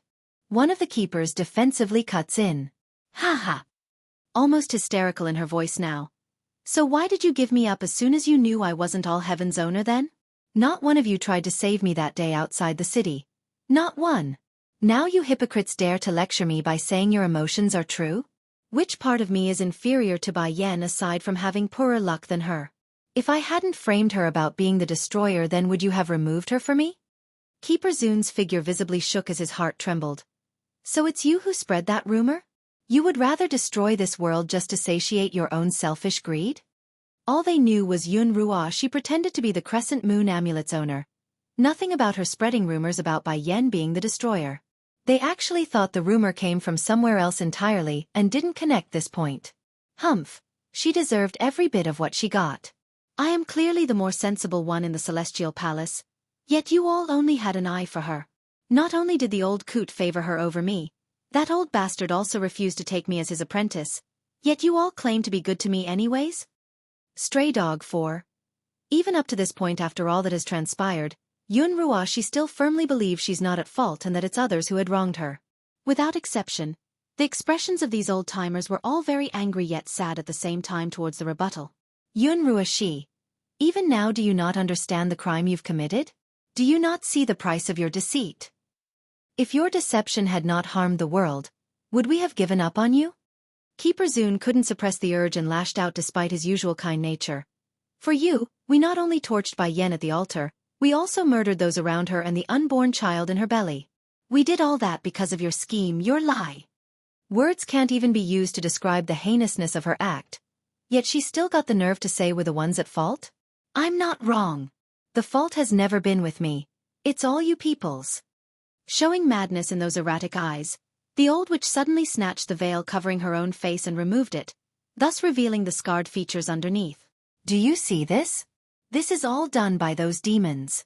What Bai Yan owes me can never be repaid, and I will make sure she and her kind suffer indefinitely for the damage she instilled upon me. Ignorance. Keeper Zun shakes his head in disappointment, unable to comprehend how someone could twist logic to such a state. Enough. I'm not here to discuss the fault of you fools. I'm here to make a deal. Somehow regaining the sanity back into her voice, Yun Ruoshi's tone suddenly got extremely cold and menacing. I can help you deal with those from the demon realm, however, you must submit to me and become my slaves. Outrageous. Keeper Ling lashes out in volcanic proportion since his temper was the worst among his peers. For thousands of years, the rulers of the Celestial Palace have never submitted themselves to others, let alone to a traitor or a demon. The very idea was a slap in their face, a direct insult to their dignity. Yun Ruoshi, we will never join you now, scram. Keeper Zun also shouts this out after having his last line crossed. He knows they aren't able to move against this woman anymore, but that doesn't mean he or his fellow keepers wanted to meet her again. You don't want to kill the demons? The witch slowly marched forward in an almost threatening manner. Don't forget what the demon realm would do if they catch any of you. Without the Celestial Lord's help, no one can oppose Di Tsong the Demon King. Now I'm offering you all a way out, a way to live. Also a way to exact revenge for a little price. That does it. Keeper Ling, who's been suppressing his urge to attack, finally lost it and rushed at the witch with all his might. Instantly, he punches down at her shoulder and sent the woman flying, causing a mouthful of blood to spew forward as the consequence. Get out of here. Keeper Ling exhales deeply to gather his wits to withhold a second strike. Don't let me see you again, otherwise I won't be so merciful. This woman cheated me the worst. How dare she demand us to become her slave? Dream on. State teacher and Di Xiao Wan won. Yun Ruoshi's face instantly changed for the worse after getting hit and returned to that hateful and spiteful expression. Humph, I've given you all the chance. Don't say I never offered it since you don't want to cherish this opportunity. Snarling as she cursed at them. Also, you fools don't really believe that Bai Yan can resist the great calamity, do you? Haha, don't make me laugh. I can't wait until you all come crawling to beg for my help. Figuring her continued persuasion would be futile, she roars out another laugh of contempt before pulling herself out from the ground. She didn't bother to look back while departing and stepped into the open spatial crack, allowing it to devour her figure and disappearing altogether like she came. Yun Ruoshi really is ignorantly stubborn. One day she will regret her own deeds. Retracting his gaze after saying that, Keeper Zun turns back to the others once he managed to calm himself somewhat. We need to find a place and continue our training. We must prepare ourselves for the incoming danger. Even if we can't repel whatever is to come, we must do everything in our powers to fight. Let's go then, we wasted enough time here. Keeper Yellow agrees with clenched fist. He also doted that old witch in the past, so he's very much outraged at the last remark from her. Of course, There are those who couldn't get over the situation, and that would be Keeper Ling, who had the worst temper among the group. The old guy loved Yun Ruoxi the most here and blindly believed in her stories from the very start, hence his inability to move right now. The poor guy kept staring into the now closed void and needed to be dragged away by his peers. Demon Realm. Under the shadow of this blood-red moonlight, the whole world seemed so lifeless and gloomy, yet that was not the case in the castle making up the home base for these demons. "Sire, you're finally awake." Asking this was none other than State Teacher, who's been watching over the Demon King's slumbering body. "Where is my wife, the queen, and my son?" Opening his eyes, Di Tsong's first word wasn't about himself, rather it's about Bai Yan and his children. "My king, the prince and queen disappeared while they were in the celestial realm. That means they will reappear over on that side as well." State Teacher replies in a humble manner, his mouth showing that perennial gentle smile of a fairy. "Brother." Exactly then, while Di Tsong was still organizing the information he's given, a reckless figure suddenly barged into the hall and broke the stale air. She's very youthful and beautiful, yet the rash behavior told everyone there's much tempering to be had for this gorgeous flower. "Brother, you're finally back. Guess what? I remember everything from way back. I also got my powers back too and won't be a drag on you anymore." Despite the commotion, Di Tsong simply ignored the silly sister of his and continued to speak. "State Teacher, go make an announcement to everyone. My wife, 2 sons and daughter will be returning in short order." State Teacher and Di Xiaowan too. Princes and princess? Does that mean I have another nephew and niece? Isn't that wonderful? Di Xiaowan got an excited look in her eyes, then due to all the possibilities of what this news might bring, nearly screaming out her joy, the girl only managed to stop herself due to knowing how irate Di Tsong would become. "Yes, as you wish, sire." State Teacher dutifully arches his fist and complied by heading for the exit. Seeing this, Di Xiaowan the sweet Dumbaklutz didn't hesitate and quickly followed from the rear. State Teacher, wait for me." Even though the fairy-like man remains anxious to do the task assigned to him, he's nevertheless slowed down his pace to allow the princess time to move. He's always been patient with this girl, always tender in his smile, and always willingly to do anything that she pleases, no matter the situation or era. Naturally oblivious to the love shown to herself, the sweet Dumbaklutz starts going off with her mouth using her happy-go-lucky style once they were outside. "State Teacher, is my new niece as cute and good-looking as my sister-in-law?" No matter though, I'm sure she had inherited all the good points and will be a great beauty regardless. Knowing my big bro, he will break anyone's leg if they go after my niece. "Kiki, there is going to be a lot of fun things to see in the future. Princess, sometimes, the king won't be able to oversee that many things." The king is indeed strict, but he's partial to the queen and will always do as she says. If the little princess does fall in love with a man, the queen will definitely side with her. By then not even the king can say no. Against that remark, Di Xiaowan also agrees and nodded repeatedly. "You are right. The demon realm is so big. There's no way my big bro can watch over everyone. Besides, the real one in charge is sister-in-law, he can't get a say." "Aren't you worried of your brother hearing this?" The guy rubs his temple in a helpless manner due to the level of courage this princess had towards her own older brother. Huffing a rebellious grunt at the question. "There is sister-in-law on my side, I am afraid of nothing." But the queen is not in the demon realm right now. As soon as this fact fell down, so did the smile from the princess's mouth. It's frozen, just like the courage in which propelled those words coming from Di Xiaowan's mouth mere seconds ago. Swiftly ducking her head in fear, the girl turns around slightly in search of any signs of danger. When none was found, a sign of relief came through, but the timid nature never receded in her appearance. Smiling along the eyes at the silly behavior, State Teacher couldn't keep it up and chuckled slightly. "I was only teasing, you don't have to be so afraid of the king. I alone am enough to protect you." Puckering her lips into an unhappy fashion. "How are you supposed to protect me when you also need to listen to my brother?" "I only need sister-in-law's protection. As long as I cling onto her leg then I am safe, I don't need to fear anyone." "Princess," suddenly getting all serious in the face, "I said I can protect you, that's always true no matter the situation. Even if I can't, I will resist and shield any danger that might come your way." That abrupt proclamation actually made the demon princess thump excitedly in the heart. Looking up with those big beautiful eyes, she felt a surge of heat taking hold of those cheeks once she saw how serious the man was before herself. It's making her all fluttery inside and she didn't know why. State Teacher and Di Xiaowan, 3. Princess, no matter what happens in the future, I will always be your shield. Know that you can depend on me. I will always be there when you need me the most.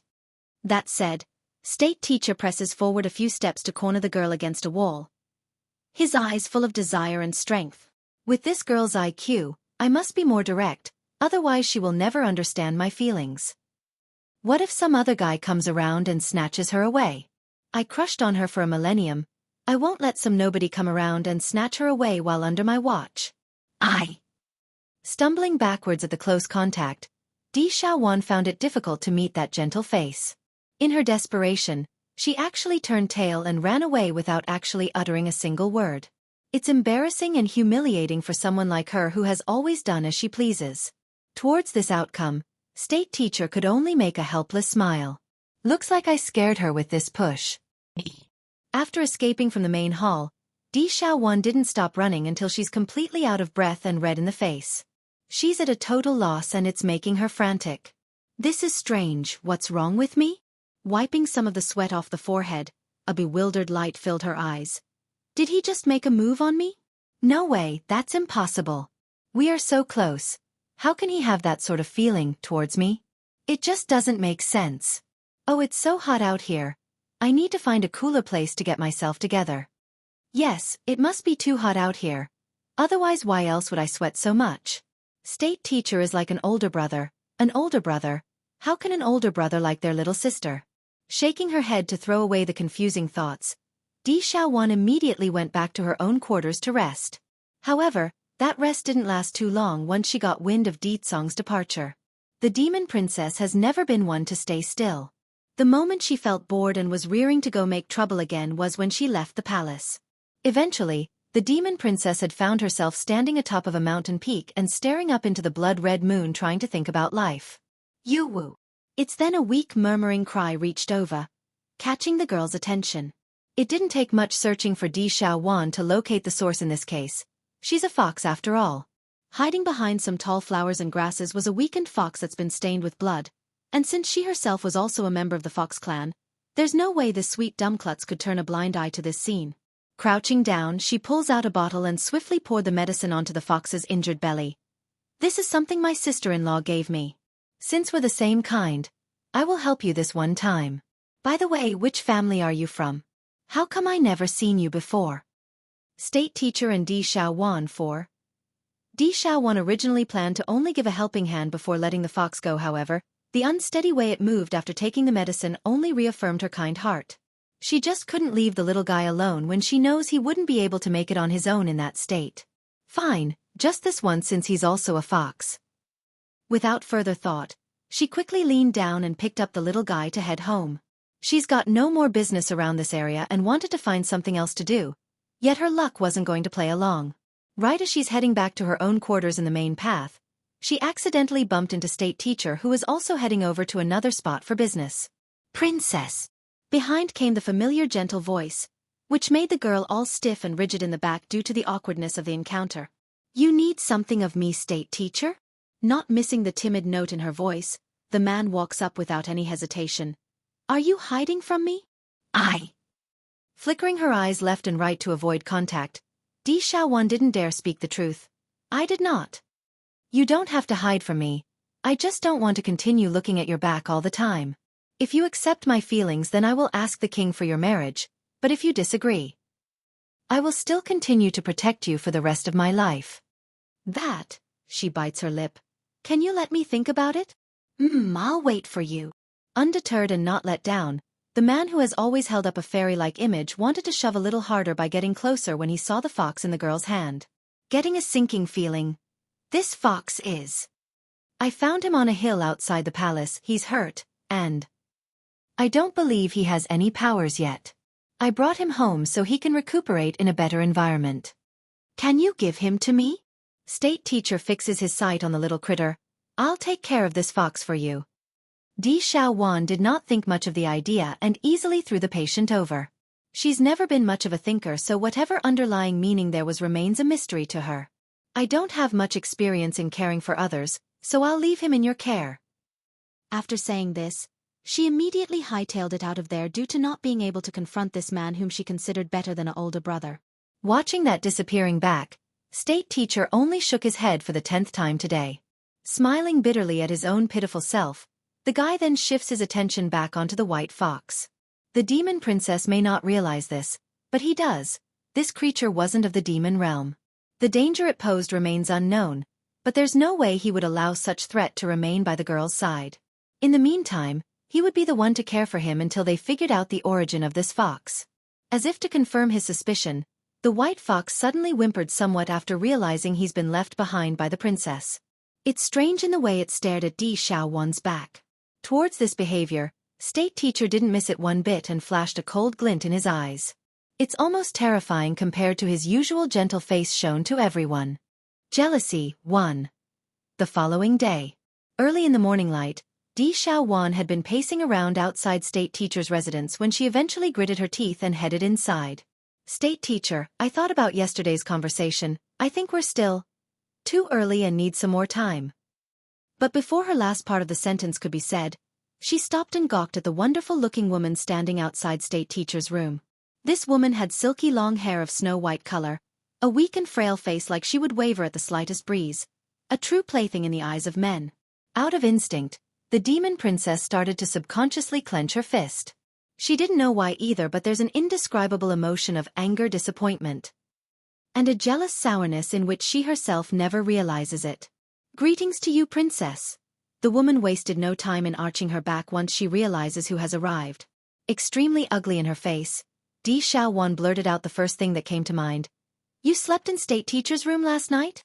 Yes. The woman who could be a model smiled warmly in her polite answering. A perfect image of a wife securing her place. Di Xiaowan's lip pursed into a thin line at that news. Going into a blank state, she wanted to run away only to hit a fleshly wall as she did so. If not for that powerful hand reaching out to keep her from falling, the princess would have long hit the ground. Princess, why are you leaving as soon as you're here? Did you not say you will give me an answer? Have you made up your mind yet? State teacher never once looked at the model woman up ahead. His gaze forever locked onto the sweet Dumbaklutz who's all pitiful looking right now. Huffing a displeased grunt. You still have the nerve to ask me of that? I thought you really liked me because of all the females you rejected in the past, but to think you are already holding another woman in your home. Now you still want me to marry you? It's likely not even the girl herself would notice this, but the way she spoke was like a girlfriend discovering their boyfriend cheating on them. That's the sort of tone she used there. Showing a frown in his face. Princess, what do you mean by that? You slept with this woman, and you ask me what I mean? Di Xiaowan viciously snaps out, her foot stomping down at his to show force. I'm telling you, I will not be degraded into sharing a husband with someone else. She's the princess of the demon realm. Never would her pride or personality allow such an outcome. Making a gawking face like he's eaten a rotten apple, state teacher instantly realizes the reason and turned to the snow-white woman in question. Yesterday you slept in my room? Who allowed you into my room? Lowering her head immediately, she replies in timid tone. Milord, I didn't know it was your room. I asked my servants to arrange accommodation for you. Why did you not rest in the assigned room? Kneeling now in horror, that soft charming face of the snowy white lady showed panic and franticness. I really didn't know, milord. I would never think of doing anything outside of your wishes or the princess's after she rescued me yesterday. After being assigned the room, I did exactly as told and slept in there for a while but found it far too cold to sleep comfortably. That's why I went into another room. I really didn't know it was your room, milord. Jealousy, too. This finally made the princess disperse her anger due to the situation clearing up. She's mistaken the guy in front of herself and realizes the lady behind herself was in fact the very fox she saved yesterday. So it was you? Puckering her lips to one side, Di Xiaowan could understand why this lady would behave in such a fashion since she's not of the demon realm. However, the pitiful image she portrayed still made her unhappy. In contrast, she prefers her sister-in-law's character who doesn't always act frail like a white flower. Princess, I didn't stay in the manor yesterday. Pressing his hand onto Di Xiaowan's shoulder, state teachers firmly makes his case so she doesn't get the wrong idea. But, just now, did my stomp hurt you? The demon princess asks, her eyes showing regret over her own rashness. Shaking his head. It was my fault in causing your misunderstanding. You do what you think is right. There's no need for an apology. Why would you say that? There's a confused light in the girl's eye over this. I did not arrange everything properly. That's why you got me wrong. You saw her coming out of my room. That's also my fault for not being more attentive. Caressing the sweet Dumbaklut's hair like a lover trying to console his sweetheart. In my eyes, everything that you do is right. This includes your mischievous nature. I also like that about you.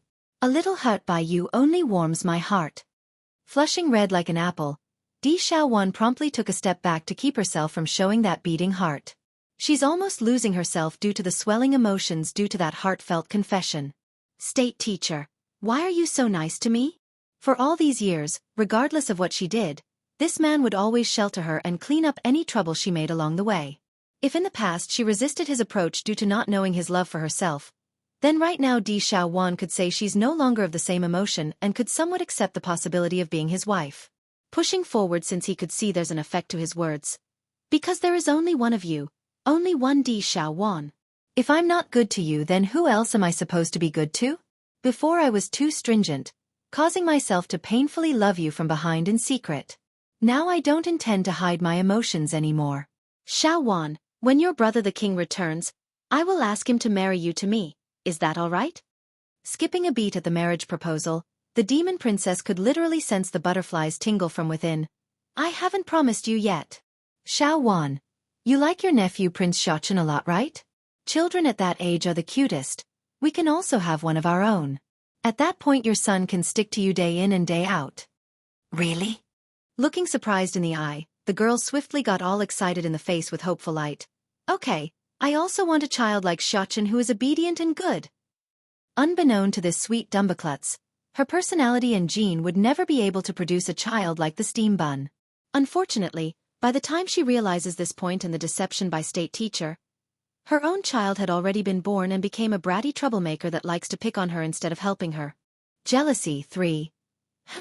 Caressing her chin in happy thought. Out of consideration for the child's sake, I will temporarily agree with you. But if you dare take a concubine or sort, I will definitely break your leg. Di Xiaowan then waves her fist at him in a threatening manner to act all ferocious. However, it only made her all the cuter in the man's eye.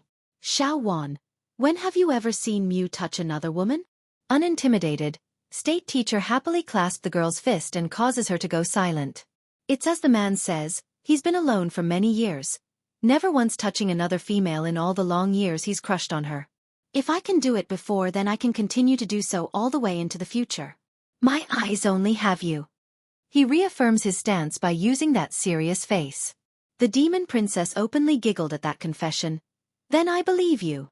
Seeing Di Xiaowan finally accepting his advances, state teacher's mood flew into an elated clarity, his face smiling like the spring breeze on a warm summer's day. However, not everything was as nice as it seems on the surface. Unlike the pair who had just accepted each other, the model lady behind them had started to make a very jealous gaze in which she hid by lowering her head. The Celestial Palace. Inside the courtyard of this once great structure, countless occupants are currently shivering in fear while kneeling on the ground before Bai Yan's might. Where are the keepers? She asks with narrowed eye, her voice condensing into a sharp blade that held them at the neck. The lady's aura was simply too immense right now, crushing and sending fear into these defenders who had lost all will to resist. To be fair, they are not cowards. If it meant fighting or being mocked as such, they would surely pick death over mockery. However, the keepers have already announced to the world that Bai Yan's the true owner of all heaven. Without her, there wouldn't be any hope for the celestial realm during the impending calamity. Your Highness, we really don't know where the keepers have gone. After they left that day, none of them returned. Don't know? Bai Yan sneered in a sarcastic tone. So they are turning into cowards and refusing to show their faces? They hurt so many of my family. Do they really believe they can escape my wrath? So what if those old fools regret their actions? The crimes they committed on me and my family is unforgivable. Please, we really didn't know anything about what happened in the past, nor do we have any involvement in the event. Please spare us, we don't know anything. I will leave what happened 1,000 years ago aside for now. I can't remember all of the details either. Nevertheless, that doesn't absolve any of you the sins they committed. Over the millennium, how many demons and demonic creatures have you murdered in the meantime? As their queen, I have to avenge. The backs of these shivering defenders curled even lower, trying hard to hide their own existence in front of those words. I'll give you half a month to find them out for me, And if they don't come out after half a month, I'll destroy your celestial palace. Jealousy 4. Roughly sweeping her sleeve to dismiss these hostages, Bai Yen turns back to First Elder who's standing in the rear. First Elder, we will stay and rest somewhere in the vicinity for the time being. I like to see how long those people can endure before they lose patience. Even if she needs to force them, she would shove them out of hiding. As you wish, the elder nodded. I will go arrange everything. Should I go inform the king then? Go ahead and message Deetsong. I won't be returning to the demon realm for the time being. I want to wait for them to fall into the net I set. It's fact that Bai Yen doesn't remember all the details of what transpired in her previous life. But that doesn't mean she couldn't imagine the level of carnage and death caused by these people standing at the peak of the celestial realm. It must have been a bloodbath for those demons left behind in this place. So what if they did it for the sake of the humans here? It doesn't absolve anything. Mother!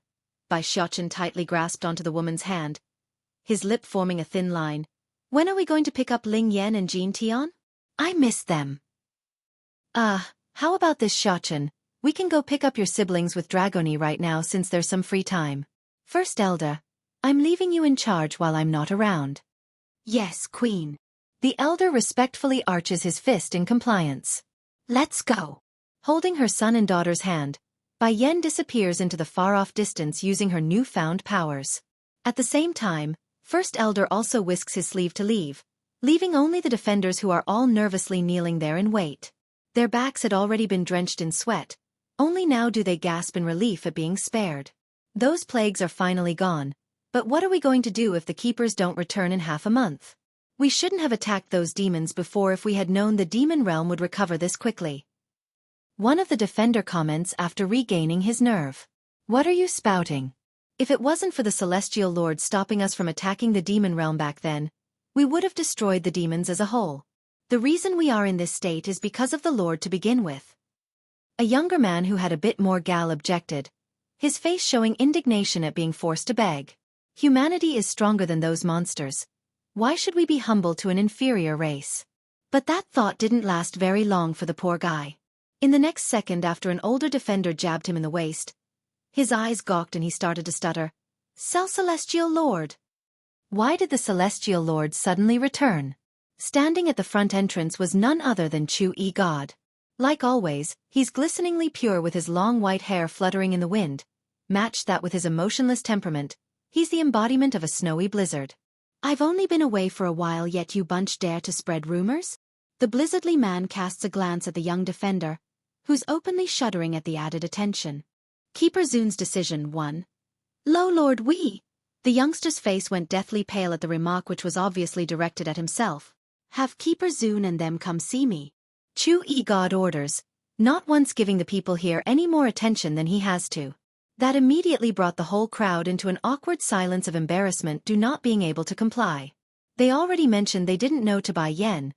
Now it only emphasized their inability when their own lord was asking the same question. It's shameful. Lord, we really don't know where the keepers are right now. Still indifferent and icy cold in his expression. Then I will be here waiting for them. The keepers will eventually have to return one day. Also, do not let my whereabout be known to the public. I do not wish to be found. Once he's done giving this order, the man began to walk inside in an almost ghostly manner. He didn't make a single noise in his steps and literally became a blur due to how much distance he covered with every stride of those legs. Within the mountains, a reddish figure had just arrived on scene with her 2 children in tow. The place First Elder indicted should be here somewhere. Halting in her flight, Bai Yen scans the surrounding mountain peaks before locking onto the sound of laughter somewhere up ahead. I found it. Come, let's go pick up Jean Tian and Ling Yan. Meanwhile at the same time not far away at the edge of a small pool of water, Ling Yan had been holding her tummy and laughing away due to her own brother's effort of acting silly and cute before herself. She's been depressed after the water dragon left and only got her mood back a while ago. Then out of nowhere, the lass's laughter ceased, replaced entirely by the look of surprise along that face once she noticed the new arrivals in the sky. Not waiting for the little glutton to react to his sister's odd behavior, Ling Yan promptly got up from the ground and threw herself at the woman who has now landed by their side. The baby didn't hesitate to wrap those small little arms around the lady's leg to gain a sense of comfort due to being all lonely inside. Wah! After 3 seconds of silence, That's how long the little demon princess could endure before breaking out into a tearful cry of grievance. Ling Yan, mother is back, so don't cry. Wrapping her hands around the crying baby girl, Bai Yan happily lifts her up to soothe that mood by patting her back and making a lulling sound. She knows her disappearance for so many days has affected her daughter, so the demon queen felt a strong level of regret and guilt for being a poor mother. Mother. The little glutton finally caught up with reality and toddled over as well. But unlike his twin sister, the baby boy didn't have such a big mood swing, so he didn't cry and only smiled at who has come. Keeper Zun's decision too. Mother, I took good care of my sister during your absence. I also told her many jokes and happy things. Looking up after clinging onto the woman's thigh, the little glutton appeared all hopeful in the face like he's looking for a praise. Jin Tian is awesome, Bai Yan praises him, roughing up his hair as compliment. Of course, Ling Yan is also awesome. The both of you are my pride. Every child of hers was her pride, so she's not just saying it for fun. Mother. Ling Yan puckers her lips, those eyes still rolling with tears. Do you not want me anymore? Why did you leave me at this place? Uwu, you must have found another baby fox outside. That's why you don't want Ling Yan anymore. Bai Yan's forehead inevitably twitched at that comment. She's got an aching suspicion that the sentence sounded familiar, as if someone already said it before. Subconsciously, the lady sneaks a glance over to the steam bun who's next to herself. Thankfully Bai Xiaochen had his attention fully fixated on that little sister of his right now. Otherwise he might just be able to pick up on the weird look he's getting. Don't cry, Ling Yan. Mother did not abandon you. We only had something to do. Aren't we back now? We're here to pick you and Jin Tian up. Bai Xiaochen says, moving his hand to wipe off the peachy baby's tear whom he cherished as the greatest treasure. Not looking so sad anymore after hearing Big Brother's consoling words, the baby princess faces her own mother for confirmation. Really? Mother is here to bring me and second brother home? You're not leaving us again? It's the first time this baby girl's been away from her mother for so long. A child needs their parent around, especially at such a young age. Of course it's true. Bai Xiaochen continues to soothe his little sister using that extremely gentle voice. On the other hand, the little glutton's been staring up at his family hoping for some attention as well. When he discovered there's none to be had, the chubby little baby boy immediately broke out into a crying fit to get that. Startled by the outburst of tears, the steam bun furrows his nose and asked, "What are you crying about?" "I also miss Mother and Big Brother. I also want Big Brother to hug me." Bai Xiaochen's expression got very serious then. "Have you forgotten what I taught you before? Men do not cry easy. As a man, how can you cry so easily?" Taken aback by the lecture, the little glutton only then remembers the lesson. Okay, I won't cry anymore. Softening up after seeing how aggrieved and pitiful his little brother remains on the surface, Bai Xiaochen moves forward to give him a hug anyways. "Jin Tian, you will be the king of the demon realm one day. You can't act so weak. But you did well in taking care of your sister while we were away, so this is your reward."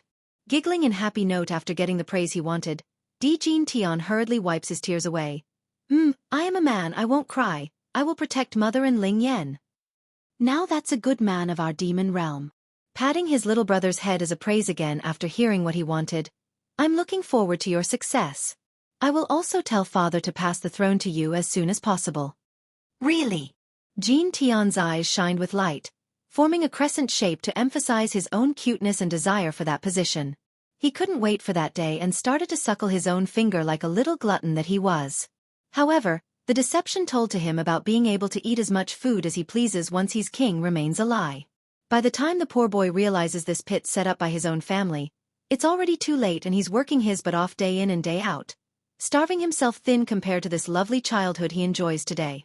"Jin Tian, Ling Yan, I want to introduce you to someone." Bai Yan went ahead to bring Dragoni over to her side for the introduction. "This is your older sister, her name is Dragoni." Keeper Zun's decision, 3. Dragoni nervously rubbed her little hand as she took in the two adorable babies. On several times already, she wanted to pinch their lovely face due to how cute they were. The only reason she hasn't was due to fear of breaking them like a toy doll. That's how delicate those two are in her eye. "Hello, Sister Dragoni." Ling Yan politely greets the girl, her little face bright with smile. On the other hand, Jin Tian only had a dull look as he surveyed the older girl before turning back to Bai Yan with a question. Mother, how come Big Sister's name is not the same as ours? And, Why is she so pretty? Although the appearance of the young dragoness couldn't be compared to Bai Yan's scale, she's nevertheless starting to shine in her own way after growing older during this period. Mother, Dragony urgently spoke. Can I touch them? They're so cute. Will I accidentally break them if I do? Black lines instantly filled Bai Yan's face. They are not dolls, how you break them? Feel free to touch your own siblings, they will be all right. Okay. Dragony instantly breaks into a huge smile, carefully extending her hand to first caress the baby girl's cheek. I touched it. At contact, she froze into a stiff iceberg as her heart raced with incredible excitement. In the past, the dragoness also had her own family, an older sister as well. However, that family could never be considered a family. Forget about being close, they wouldn't even let Dragony get close, let alone have any physical contact. And now she finally has a little and adorable sister. Unfazed by the cold finger touching her own cheek, Di-Ling Yan only stared up at the girl with her own curious gaze. This big sister is so strange. She clearly wants to give me a hug. Why is she not doing so? I want a hug. Afterwards, Dragony continues with her gesture and gave the little glutton a rub on the head as well. This time around, the dragoness became even more excited, bordering on the line of melting away due to her own joy. Sister Dragony, can you give me a hug? Di-Ling Yan finally couldn't stand it anymore and suggested this. She's biting her own thumb in hope of getting her wish. Okay. Dragony sounded flustered at first but quickly came back to herself. Crouching down, she plucks the peachy girl up into her arms and drew a burst of giggle from Di-Ling Yan as they snuggled their cheeks against one another. To one side where Winger's been standing the entire time appeared proud as he silently watched this scene. He also picked up on the desire from the dragoness and saw how easily the baby princess was able to lock onto that emotion as well. As expected of the queen's daughter, she's already showing such a huge heart despite being so young. Such a sensible and intelligent girl. How can Yun Ruoshi ever think about hurting her in the first place? It's getting late. Let's leave now. Scanning her 4 children, Bai Yan felt so pleased to have such a big family. Xiaochen, you are in charge from now on if I'm not around. Can you do that? Of course, mother, you count on me. Puffing up his chest, the steam bun proudly answers the call. Pleased by her eldest son's reply, Bai Yan went ahead to reach out with her hand to hold onto Dragony and his for departure. That leaves only the little glutton who's not being led yet. Jean Tian, you keep up okay? Keeper Zun's decision 4. The little glutton nodded heavily and without complaint as he toddled from behind. The boy couldn't walk as fast as his older brother, so he had to pace himself hard in order to keep up. Even so, Jean Tian's not unhappy. After all, he's a man of the family, right? A man must protect the females of the group, and he's going to be king someday. On the other end of Celestial Realm, inside a cave, several old elders are sitting around a campfire, their mood damp and dreary due to the heavy air hovering above their heads. I'm sure all of you have already heard of what's happening out there. Bai Yan wants to force us out, otherwise she won't let those remaining in the Celestial Palace free. Have we really come to the end of the road? Keeper Yellow cocks a self-mocking smirk, his eyes full of sorrow. Those of them who were once high at the top has now been reduced to rats scurrying around in the caves. How could he not be sad? If not, how about we seek Yun Ruoshi? The one suggesting that never got to finish his words though because Keeper Ling, who's the grumpiest of the bunch, promptly cut him off with a punch against the cave wall. Shut up! Did you forget she's the one that placed us in this state? I will never forgive her. Never forgive what she did to us and everyone else. The higher the hope, the stronger the disappointment. He gave far too much love to the old witch and sacrificed far too much to protect that deceitful woman. And for what? Nothing but betrayal and deception in the end. How could this grumpy keeper ever forgive such an existence? The half-month deadline is soon upon us. We've worked so hard for what? It's for the Celestial Realm. Even if the ending is death, I must meet with Bai Yan again. Keeper Zun, who's the kindest of the bunch, stood up, his fist a tight clench as he inhaled deeply to ready himself. Keeper Zun, do you believe she will really forgive us after all we've done to her? Keeper Yellow smiled helplessly. Before they would dare bargain with the demon realm because they had the supposed master of the amulet on their side. The group believed Bai Yan and Di Tsong would agree to their terms for the sake of the demon realm's safety. But right now, without that bargaining chip, what qualification do they have left to barter? It doesn't matter. I'm going to try anyways. I and Keeper Ling will handle this matter in person. The rest of you wait here.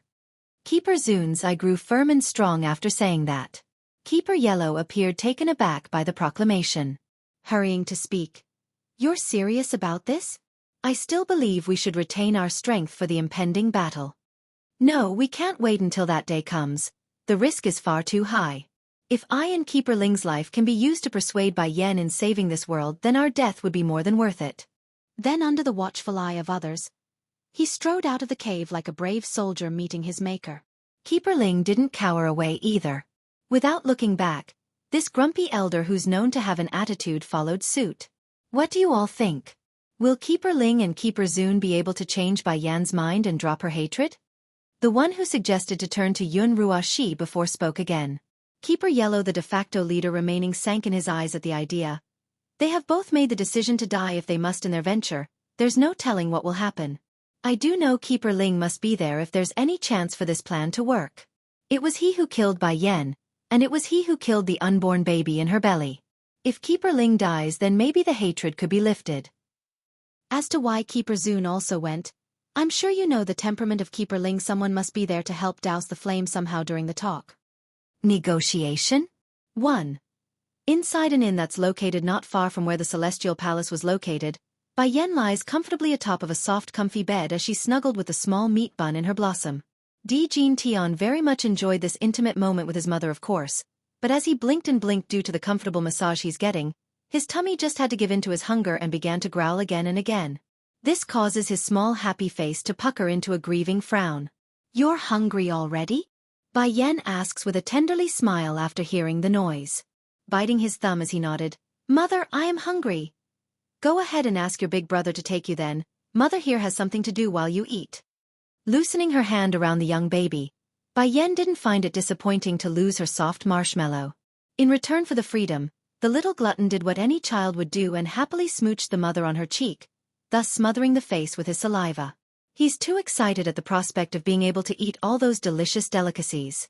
Mother, I'll go find big brother then. After you're done, come back and be my hug pillow. This little guy's soft body feels so good.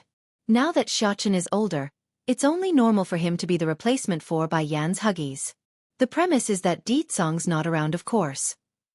And sure enough, Jean Tian didn't disappoint. Even before he left, the way he toddled out of the room was absolutely adorable. In the rolling strides he did similar to a baby polar bear. For a moment, Bai Yan wondered if he's really a fox or not. Foxes don't eat as much as he does and isn't as silly. Suddenly, two familiar energy signatures started to draw near, causing the lady in the room to spartan up in the face. Come in. Bang! With a gush of wind blowing the door open, two old seniors appeared before the host. In light of the intrusion, Bai Yan remains lazy, looking on the bed like she didn't have a care in the world. On the other hand, Keeper Ling and Keeper Zun was less assured despite being the outsider. They were dazzled by how incredibly stunning this woman has become after her return. Whether it be the air of temperament, this demon queen has changed and became more magnificent than ever before. If only we didn't do what we did back then. Perhaps Bai Yan would already be the Lord's wife. Bai Yan, I heard you're looking for me. Speaking first was Keeper Ling. However, his mouth didn't get to run further than this due to his counterpart shooting him an eyeful to be quiet. Everyone knows how rude the grumpy elder could get, so Keeper Zun wanted to shut that down before they start the negotiation. Supporting her head with a hand, Bai Yan coldly smirks at the pair before starting. It seems there is quite a few missing among you. Why did they not come out? Changing in his face, Keeper Zun inhaled deeply in order to suppress the inner panic. Your Highness, we are here to talk. Without indication, Bai Yan bursts into a derisive laugh. Talk? Have you mistaken something about me? I came back to get revenge, not to talk. Keeper Zun's heart clenched into a mass of unease. Your Highness, I know you will not let us go. That is why we are here to offer our heads. I only hope that once we die, you will forgive the past and protect the celestial realm. Hearing this, Bai Yan finally pulled herself up from the soft comfy bed and confronted the two keepers. First, my enemies are not just with you too. 1,000 years ago, many of you colluded together to murder me and those close to me. What makes you think I will let those people go? Secondly, I can promise to not do anything to the rest of the celestial realm, but You want me to protect them? On what grounds should I do that? Negotiation? 2. In simpler terms, she's only promised not to attack those from the celestial realm. Never did she say those demons wouldn't do anything as retaliation on their own. The debt has been piling up for a millennium. There's no way blood wouldn't be shed once things start rolling. After all, a simple word of forgiveness could never atone for a sin. That would be the equivalent of murder and getting off scot-free after a slap on the wrist. Keeper Zun's mouth stammered for a proper response. He thought of countless possibilities before coming, but he never thought Bai Yan would directly refuse their request so quickly. Your Highness, the ones who did wrong is us, the rest of the celestial realm is innocent. Smile sarcastically. Innocent? If they're innocent, then what about those demons and demonic beasts? So just because they're different that they deserve to die at those so-called innocent hands? That brought Keeper Zun to a stall, unable to counteract that argument. In his mind, those animals have always been there for them to kill, to use, a resource to be tapped when needed. How could he find a proper argument in defending their stance without offending this lady first? Bai Yan, Keeper Ling, who's the grumpy one, could tell his counterpart has lost the ability to negotiate.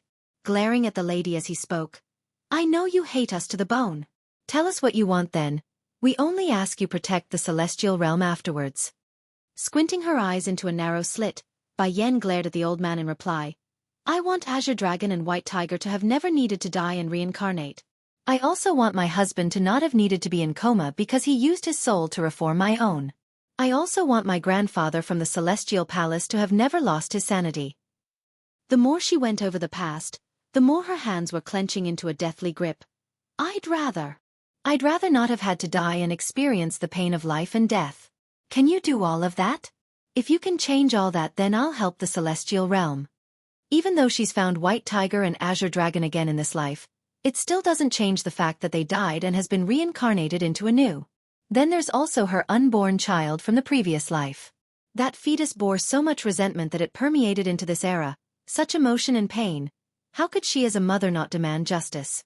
Bai Yan, you really can't shelter the lives of Celestial Realm after me and Keeper Zun offer our lives? Keeper Ling asks again, his voice full of stubbornness. Smirking in her face, Bai Yan only had one word for this grumpy old bone. No. Then pausing to take a look around like she's trying to make a point. And look around, does it appear I wouldn't be able to take your lives on my own? Locating your whereabouts was just a matter of time. Why should I make a deal when it's something within my own reach? This demon queen has never been one to shelter her enemies. Never in the past, and never in the present. Of course the celestial realm won't disappear. I have no intention of destroying this place. There are plenty of humans from the human world who will eventually ascend into immortality. At that point both demons and celestials will coexist without grudge. The only difference would be you people being gone. Her family and friends from the human world are the most likely candidates to achieve ascension. By that time she would make this realm suitable and welcoming to all. There won't be such a thing as evil and good based on race, only personal deeds that dictating one's future. Negotiation? 3. Keeper Ling's hand began to tighten into a tense ball after losing his patience. In that case there is nothing more to talk about between us. To think you're such a cold-hearted person who would sacrifice so many innocent lives just for your own desire. It's true that many in the celestial realm harmed her, but there are also countless more who did nothing at all, nothing. How did her heart become so cold and hard? Bai Yan sneered even harder at the reprimand. No matter how cold and hard my heart becomes, it's nothing compared to the likes of you. That's why even if you die, it won't erase anything. Seeing the grumpy Ling was about to lash out now, Keeper Zun, who's been quiet, immediately tugged at his counterpart to stop. Turning back to the demon queen, this kind elder sighs as he spoke. Bai Yan, back when you were with us in the celestial realm, we really did look at you with our sincerity. Unfortunately, fate likes to toy with those living. We too never thought fate would pan out that way and cause so much hurt towards you. But even if we regret it now, it's already too late. Making a bittersweet smile at the thought. I know you won't forgive us, and that's within your right and reason, we know that. We only hope you can let us die with dignity. Stepping back to her bed to take a seat, Bai Yan didn't appear fazed by the determination shown by the two elders and instead sneered some more. All right, you can do that. I do not want to ever see the existence of the Celestial Palace again. The Celestial Palace is bound to topple. Just a matter of when and who does it. Trembling in his hand for the inevitable, Keeper Zune slowly closes those eyes for one last time and smashed down at his own head after gathering energy. Boom! He did not hold back at all from the strike, smashing heavily into the floorboard and leaving him lifeless and dead. Bai Yan didn't get moved though by this sheer will of conviction. Nay, instead she turned to face Keeper Ling, who didn't move yet. Shivering at what has come to pass for his counterpart, the grumpy elder spoke apprehensively. Bai Yan, you really can't help the celestial realm? No, she bluntly answers him and refuses to waste more words. That finally did it. Like being brought to the edge of a cliff, Keeper Ling breaks out into a hysterical laughing fit that dropped the temperature of the room down a notch. I see. I know you won't let me go even if I don't commit suicide. Suddenly the old elder's eye turned sharp and determined. However, I want to tell you this before my death. Yun Ruoshi isn't dead. She's not only alive, she's also being backed by a very powerful entity. Ha ha ha. As he laughed away, so did the palm of his hand strike down from above, smashing his brains out and causing both eye and mouth to spill blood while dropping to the ground. Just like that, under the witnessing ray of the shining sun seeping through the open window, two lifeless bodies of some of the strongest entities here in this world finally came to an end, closing their chapter in the history books for good. Uncaring as she lazily stretched her arms at the finished sight, Bai Yan spoke with indifference. First Elder, take these corpses and toss them back to the Celestial Palace. Let them deal with their bodies if they want. Yes, Your Highness. Gradually revealing himself from a shadier part of the yard was none other than the leading demon elder. He wasted no time in picking up the still warm sacks of flesh with his bare hands to leave. Alone again now after having her room cleaned, Bai Yan didn't go anywhere afterwards. She knows someone's coming, a familiar someone that she's been wanting to see after returning to this world. And sure enough, after a couple of minutes, a tall standing figure of warmth appears before herself after descending from the sky. Black Turtle. Contract Black Turtle 1. Queen. Black Turtle arches his fist and greets Bai Yan, his smiling face as handsome as ever. Now that you're back, I ask that you contract with me again and make me your familiar. Slowly getting up from her seat, Black Turtle, how much of the past do you remember? Even though the Celestial Palace would soon become a thing of the past, Bai Yan's nevertheless unable to remember all the details from the previous life. All this demon queen knows was that they're the ones that caused her friends and family to separate, the cause of all her pain and suffering, so getting any more detail would be helpful. I don't know anything, the charming human form of the sacred turtle frowns. I only got the visions and fragmented dreams from Earth to go by. In those fragments, I saw you, the king, and a man. I couldn't make out that person's face clearly, but I know he's the one. Who killed me? Bai Yan's finger visibly trembled at that last bit. Gently closing her eyes, a scene gradually reappears in the lady's head. It's a battlefield, specifically the Battle of Azure Dragon before his death. The young dragon general was dazzling and peerless in his fight against the enemy, but that shining son of a man still fell victim to a backstabbing sword from the rear, a spot in which he trusted to be safeguarded thanks to his own allies watching it. Do you mean? Besides the Celestial Palace, we also have other enemies in this celestial realm? Bai Yan understands now the one who murdered her precious friends was someone they trusted. I don't know, shook the guy's head. I can't remember anything. I only know you are my mistress and that person is close to you. As for anything else, I can't remember anymore. Bai Yan did not continue her inquiry anymore, knowing her efforts would be futile since the guy was also a reincarnation like herself. Perhaps the only person left who knows the full story would be Black Turtle. I promised Suzaku that I will bring everyone to her place on the Demon Mountain if I gather all of you. She is waiting for us now. I understand. Although Black Turtle couldn't remember anything still, these people whom he cherished the most remains firmly plastered in his heart. As a result, his lips had formed a warm smile without deliberately doing so at the mention of that bird. Now let's start the contract. Bai Yan closes her eyes to begin after saying that, allowing the man's finger to reach over to touch her forehead. Instantly, a surge of energy flowed through into the lady's mind, imprinting something between the two of them and locking their souls together. Under the blood-colored sky, a young girl dressed in white stood staring down at the stubborn-looking young teen lying in front of herself. What's your name? The girl's eyes showed pity, yet it was crisp and easy to the ear in light of the attitude. The teenager's eyes were stubborn. Black-white. Black-white. Your name is really strange. Why is it both white and black? smiling with her huge grin as she squatted downwards. I can save you, but you must follow me from now on, okay? Why? Because you are a black turtle, and the only remaining one at that. If you follow me, then I won't let anyone hurt you again. You follow me and I won't let anyone hurt you again. The teenager's heart shuddered at the idea, his stubborn gaze finally taking a closer look at the girl's face to discern the truth in that statement. Immediately, their focus locked and the young lad found himself moved by that smile. Without control, he nods and sealed the deal. Contract Black Turtle, 2. All right, I will follow you. In this life, as long as you don't abandon me, then I won't abandon you even in death. The teen didn't think much of his vow that day, but he really would die for her eventually somewhere into the future. Bai Yan silently stood there as she watched the scenes flashed before herself. First it was the original meeting of herself and Black Turtle, then through their growth and eventually the final battle in the celestial realm where the sky has been stained with blood. I, Black White, promised her I will use my life to defend her. Replacing that stubborn young teen with attitude was now a tall, standing and upright man, who carried an air of reliability and strength. From the day she took him in, Black White has vowed to follow this woman for life. That's why, in spite of the terrible odds and numerous injuries along his body, this last surviving member of the Black Turtle clan would never yield or submit before the enemy. At this sight, Bai Yan's heart instinctively clenched up and wanted to help. But the lady knew she couldn't move. In fact, she could do nothing here. This wasn't real, she knew that. But it doesn't change the fact that her emotions are swirling out of control. Thankfully sanity had the better grip in this case. Otherwise it would beat the whole purpose of falling into the state again of seeing the past. Doing nothing as the battle raged onwards, growing fiercer and deadlier with each passing minute, it soon became clear neither side could really come out on top. Unlike the other 3 sacred beasts, Black Turtle had the strongest defenses of them all.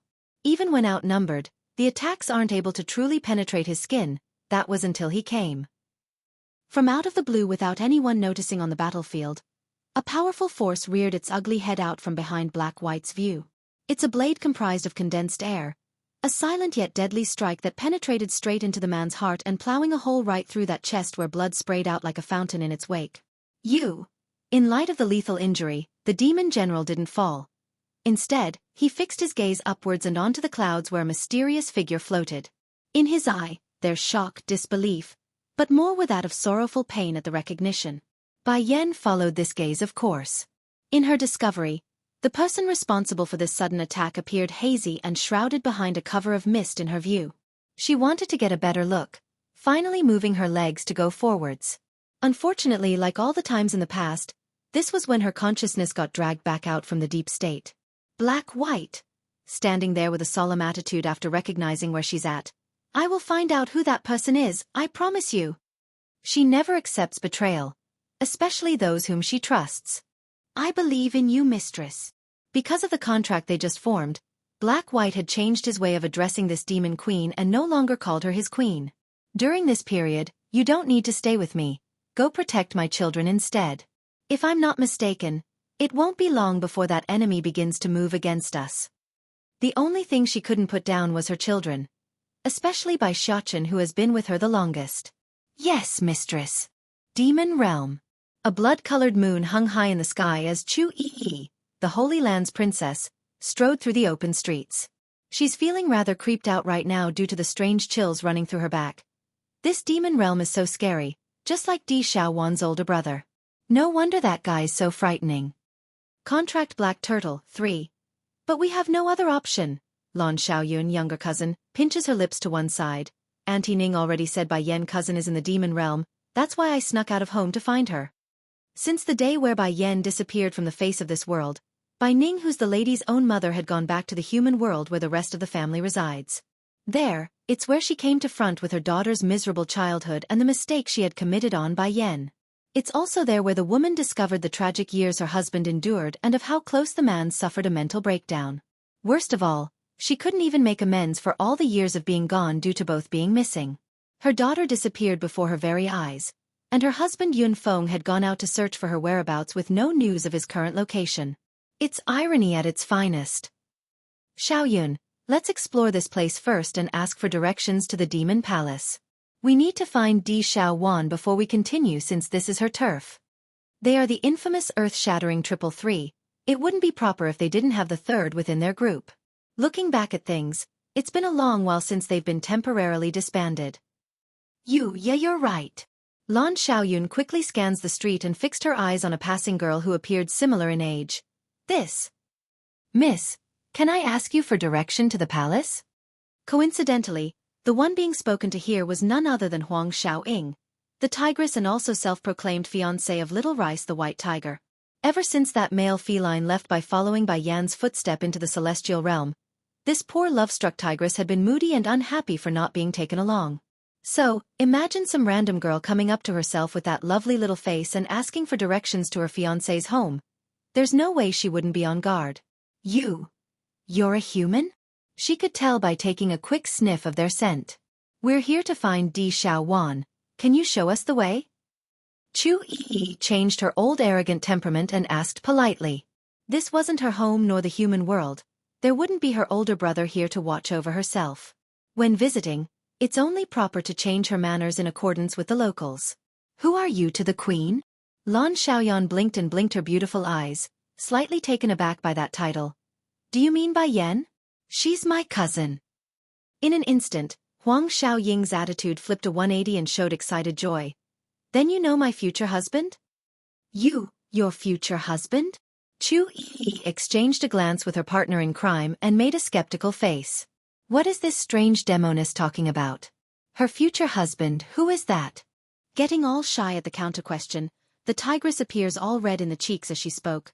My future husband is Little Rice. Like thunder rolling across the sky, Xueqi and Lan Xiaoyun were both left gawking on the spot. The woman in front of us is Little Rice's fiancé? But he is so young, how did he get hooked up with someone already? However, Little Rice hasn't accepted me yet, but no worries, I won't give up. Huang Xiaoying cocked a confident grin at the two girls to show her determination. Can both of you give some good words on my behalf to Her Highness and Little Rice? I can steal all of my pa's treasure and give it to you if you do. Contract Black Turtle 4. In order to pursue her husband, Huang Xiaoying would go to any lengths at this point. Pity though the main tiger of the show wasn't around to see this, otherwise it would be a real showstopper. That's fine. Xueqi grasped onto the tigress's hand in support. I'm looking forward to the day where you and Little Rice marry. Now can you take us to Di Xiaowan? We got something to discuss with her. Of course. Huang Xiaoying's smile grew more brilliant at the future. But you must help me persuade Little Rice for sure though. Aside from being a little older than he is, I'm perfectly good for a wife. Older.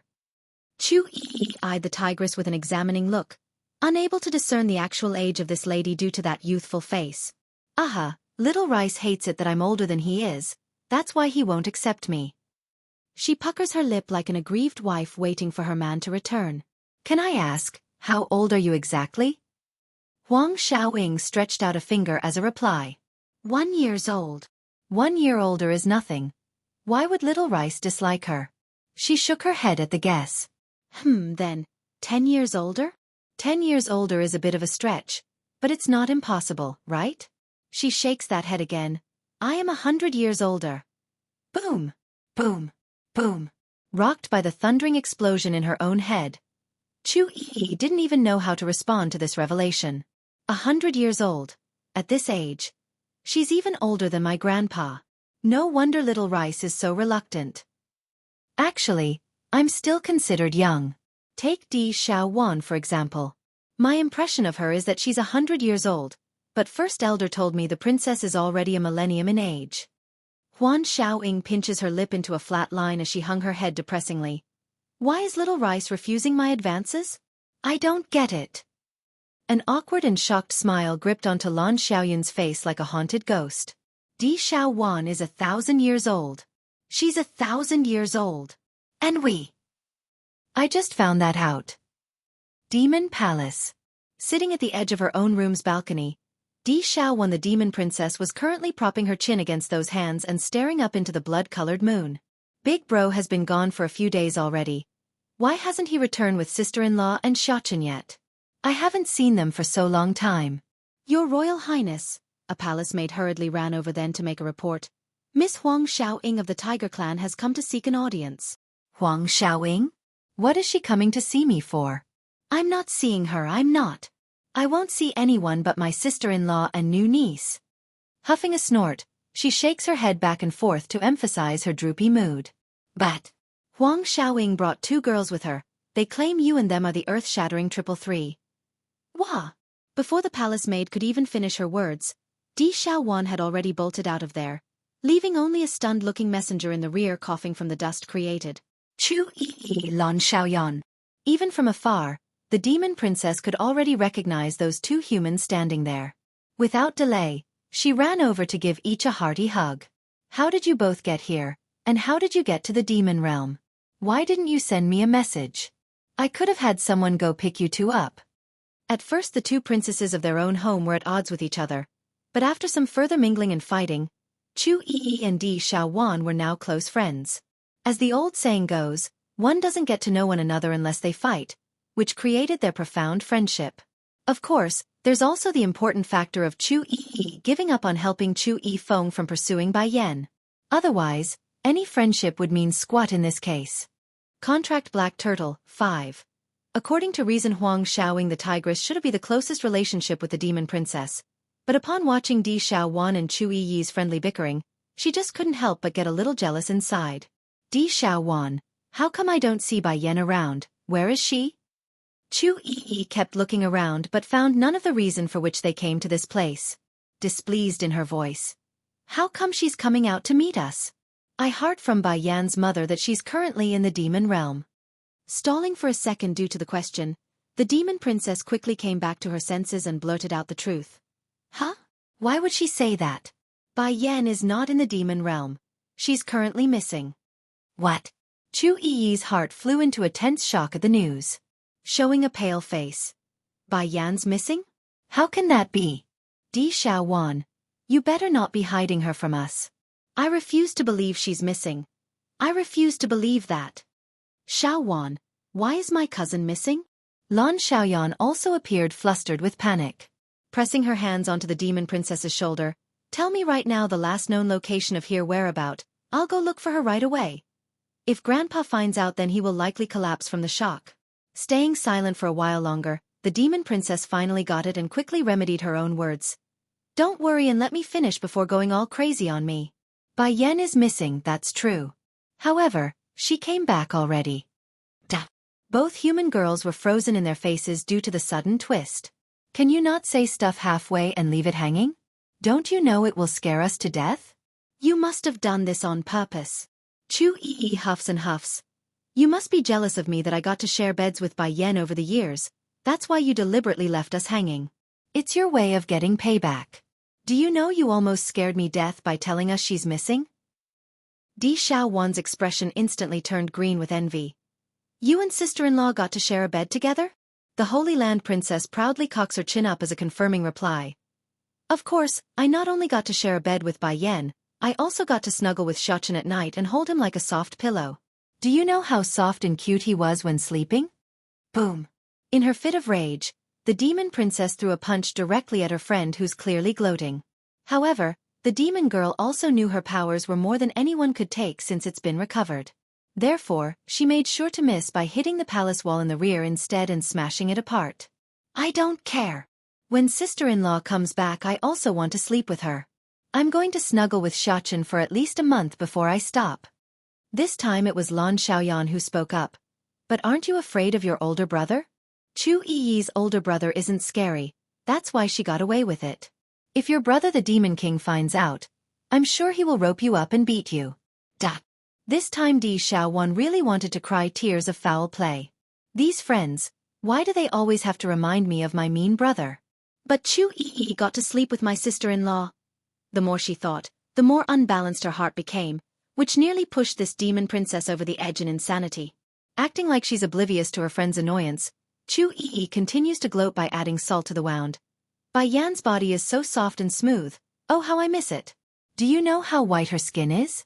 I couldn't even begin to describe how nice, it's a once-in-a-lifetime opportunity, you know. Chu Yi. Di Xiaowan grinds her teeth in frustration, unable to do a thing aside from that death glare.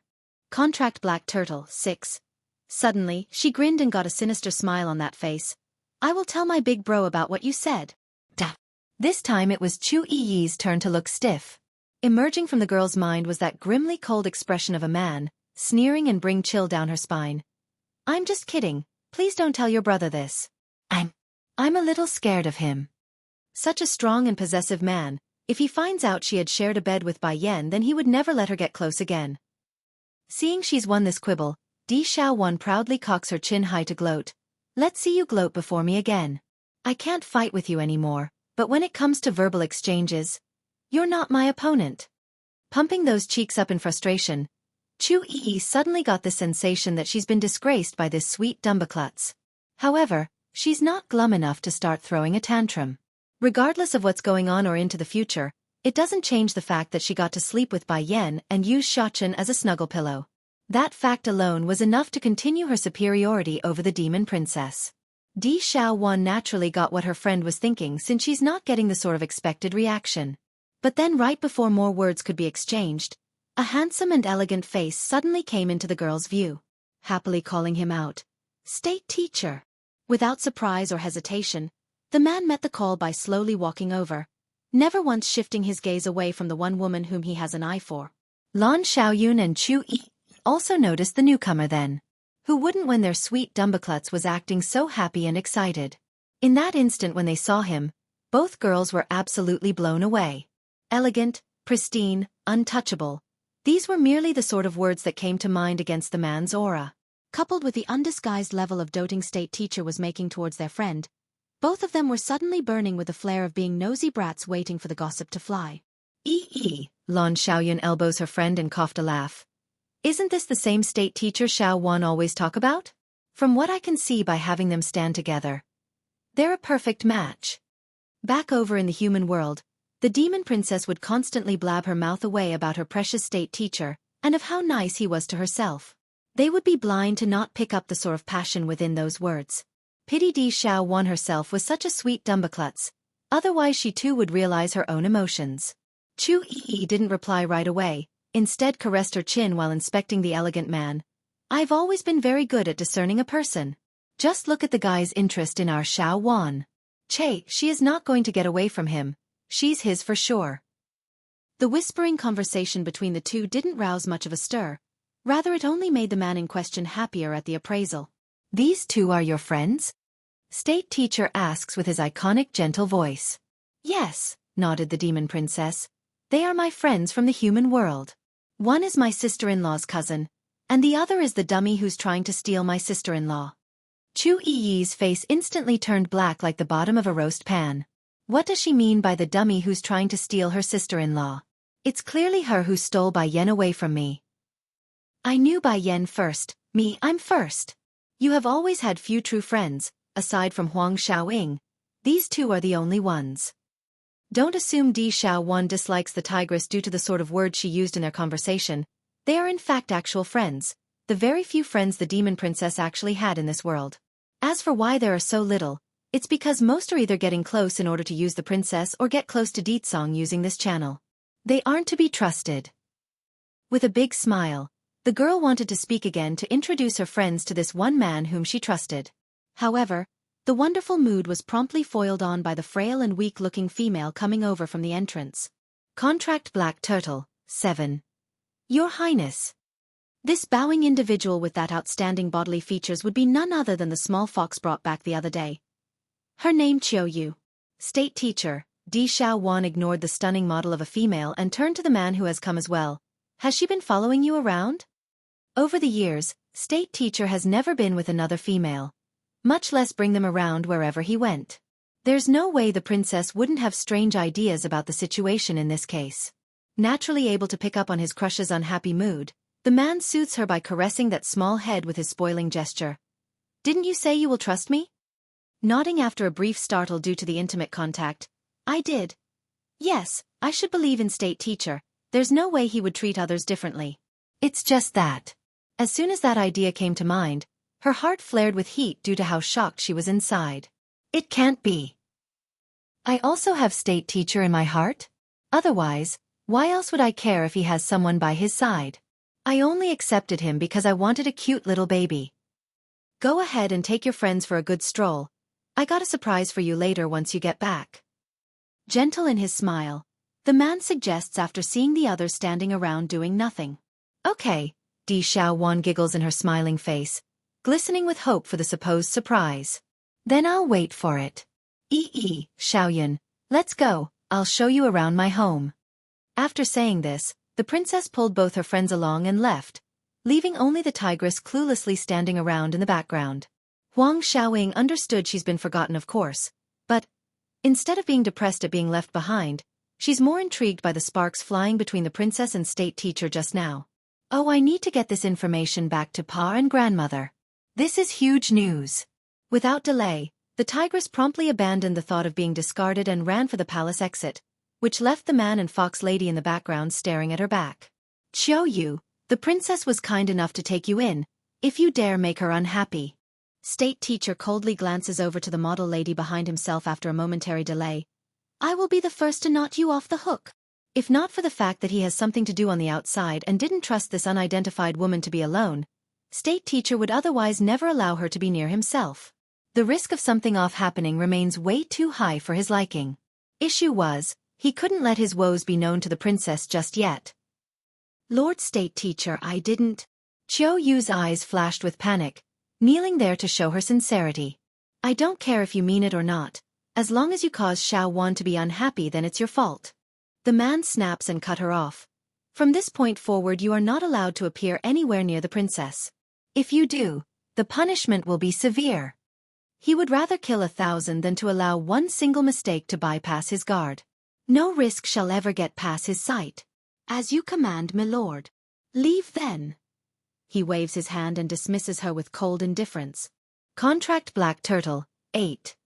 State Teacher.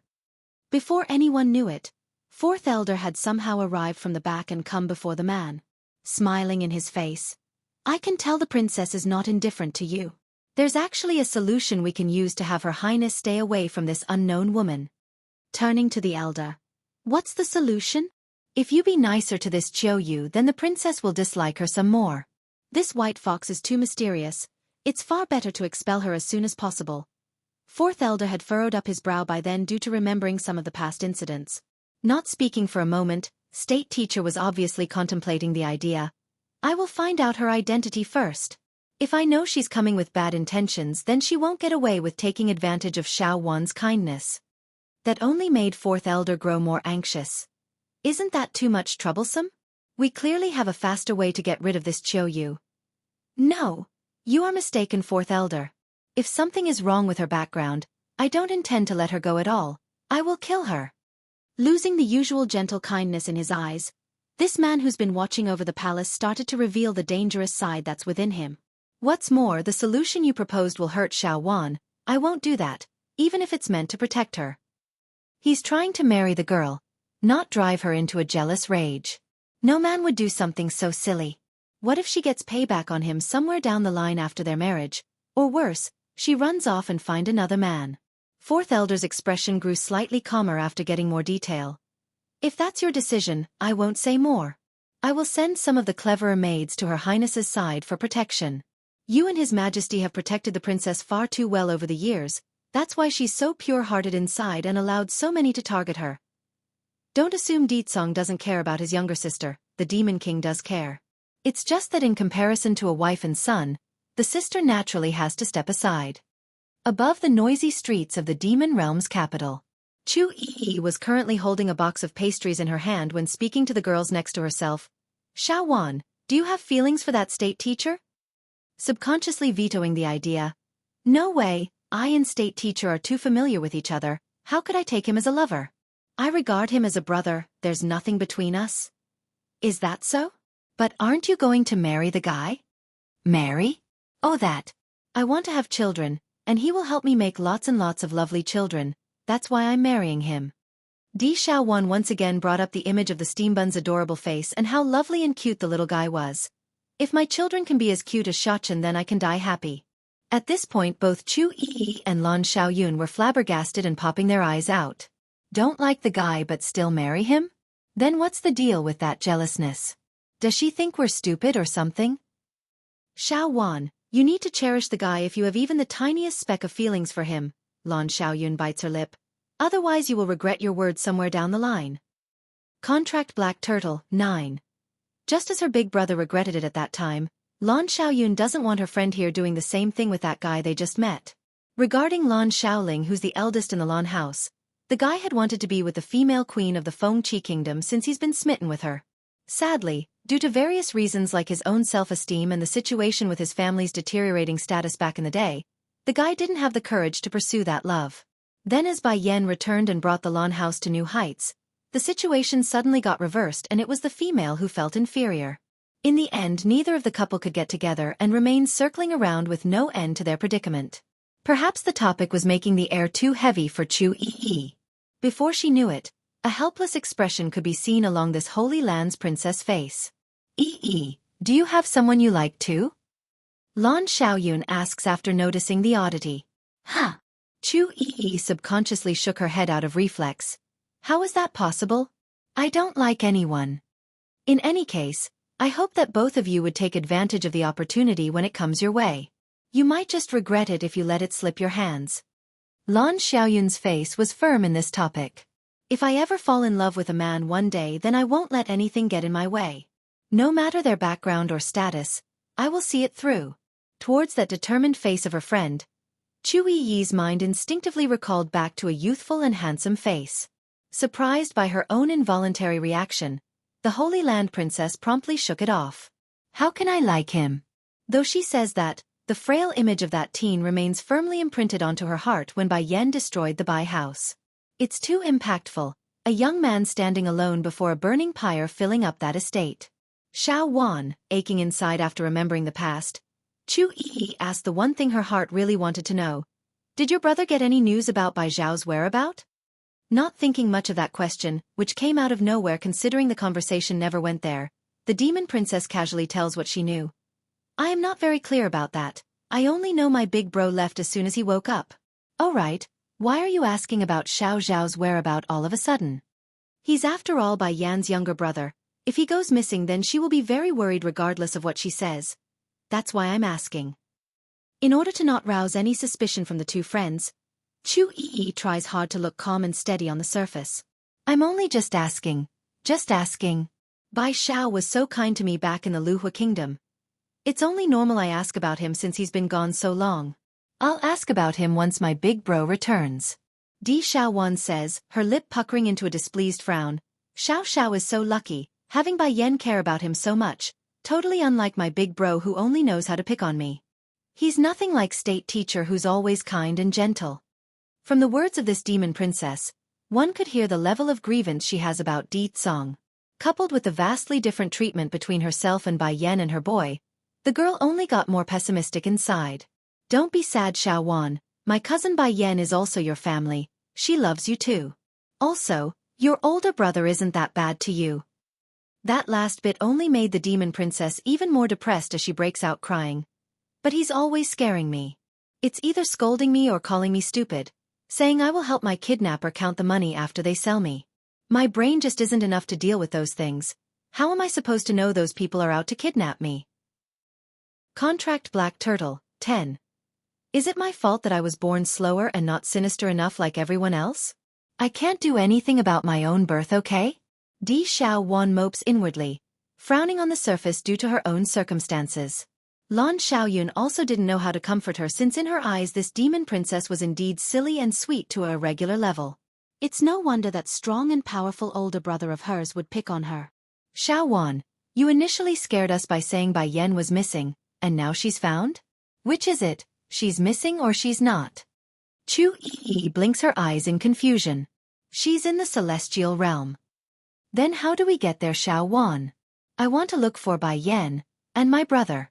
I haven't seen my brother for a long time already. What's more, Xueqi has a hunch that Bai Xiao would be there as well. She couldn't stop thinking about the guy since he left and would repeatedly think back to him without intention. Are you going to Celestial Realm? Di Xiao Wan appears surprised. I likely won't be able to accompany you there. If my big bro finds out then he will kill me. How about this? I can have the Tiger Chief send you to the Celestial Realm if you wish. Tiger Chief? Is it Huang Xiaoying's family? Yes, the current Tiger Chief is Huang Xiaoying's father. But if that tigress also wants to follow you to that place, then make sure to not let her meet Little Rice. It doesn't take much for the demon princess to connect the dots of her friend tagging along. Why? A female in heat is too scary. I'm afraid she'll scare my sister-in-law's little pet. Di Xiaowan has a relatively short fuse when it comes to protecting those close to herself. Since Bai Yan's pet tiger doesn't like the tigress, then it makes no sense to shove them together, right? Xueqi and Lan Xiaoyun both exchanged a look between themselves, understanding what it meant and the difficult path Wang Xiaoying would be on in order to get a husband. Meanwhile, back over in the celestial realm, Bai Yan had just gotten herself comfy in the bed when a gush of wind blew open the door to her bedroom. By the time the demon queen opened her eyes, a powerful pair of hands had already pulled her into an embrace. Ditsong, you've come. Aha! Hoarse in his voice, the man's gentle demeanor stroked at the woman's senses. Since you didn't go back to the demon realm, I decided to come to you instead. I believe you still owe me something from before.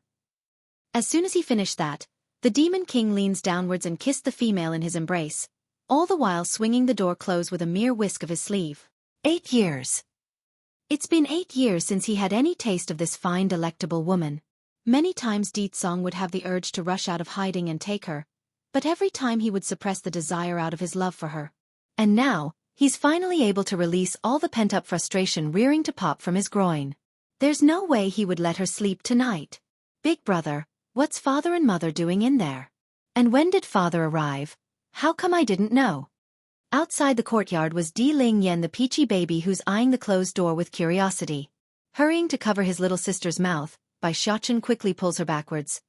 Be good, Lingyan, mother and father are making babies right now, we shouldn't disturb them. Otherwise, father will hit people if we do. At first the steam bun also didn't understand the reason for his parents' close intimate exercise at night, but ever since he went to Earth and got his hands on those dirty magazines left around by the mortals in the Water Clan, he's learned some things and matured to another level. But, it looks like it's very painful for mother. How about we not have father and mother make more babies? I don't want mother to be in pain. Bai Xiaowan. Lingyan, I know a really fun place we can go, would you like to come with me? Bai Xiaochen smiles brightly, his eyes flashing with the cunning light of a fox.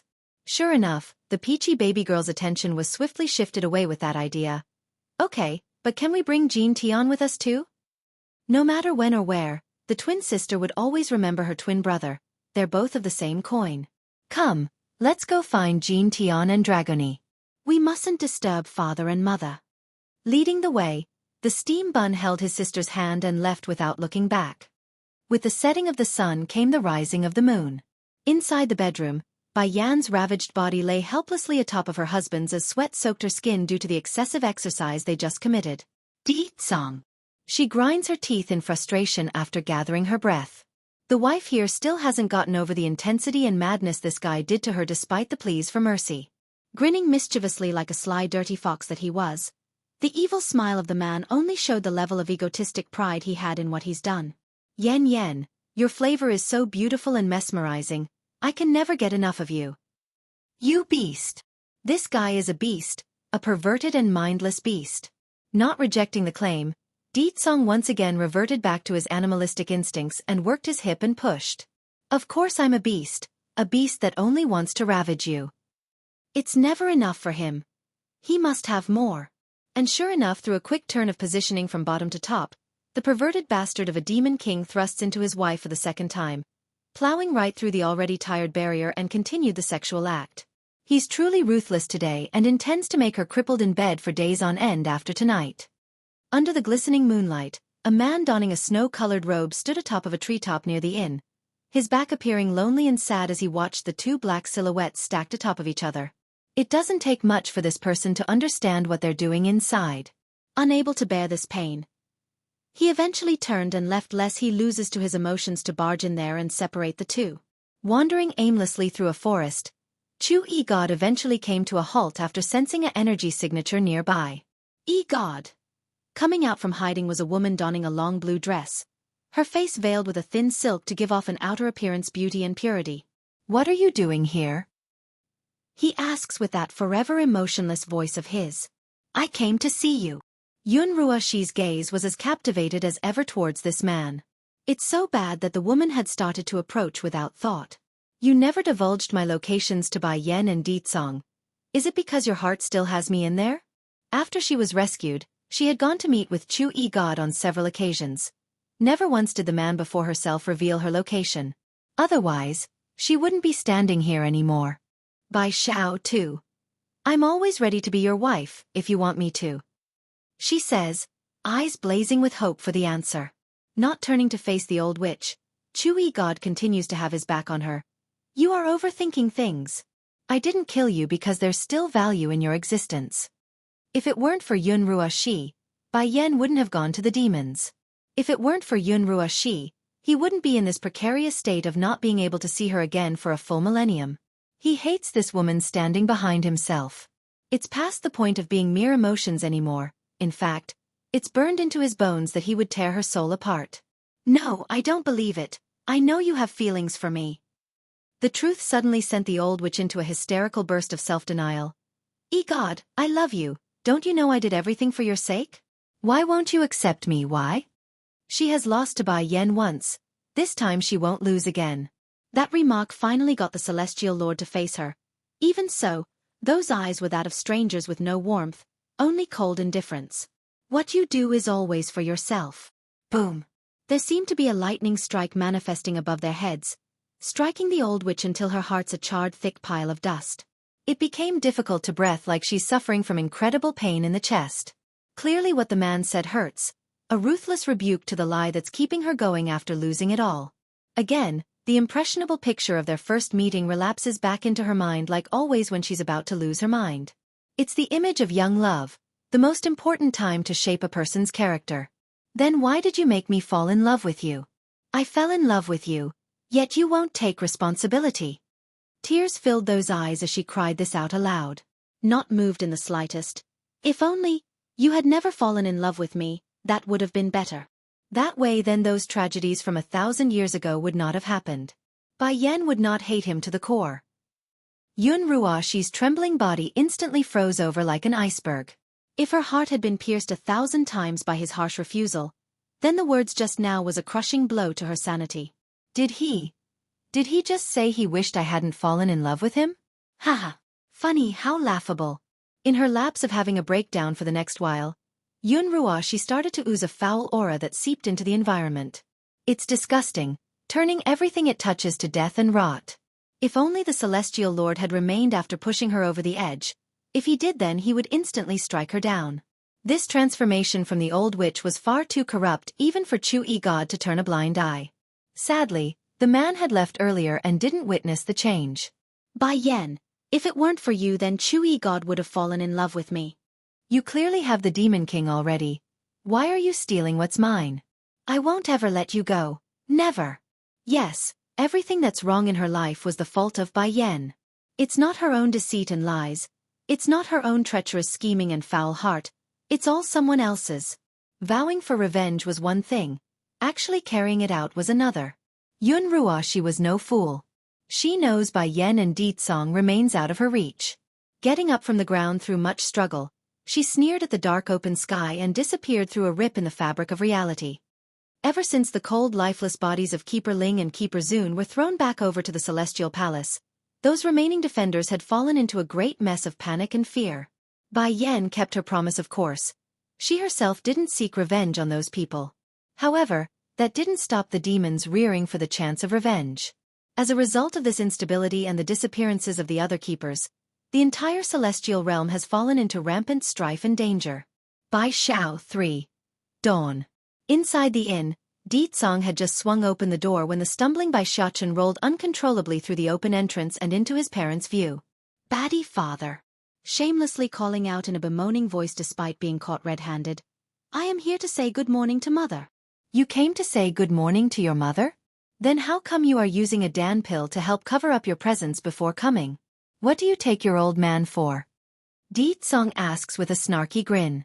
Acting oblivious like he doesn't know what his old man was saying.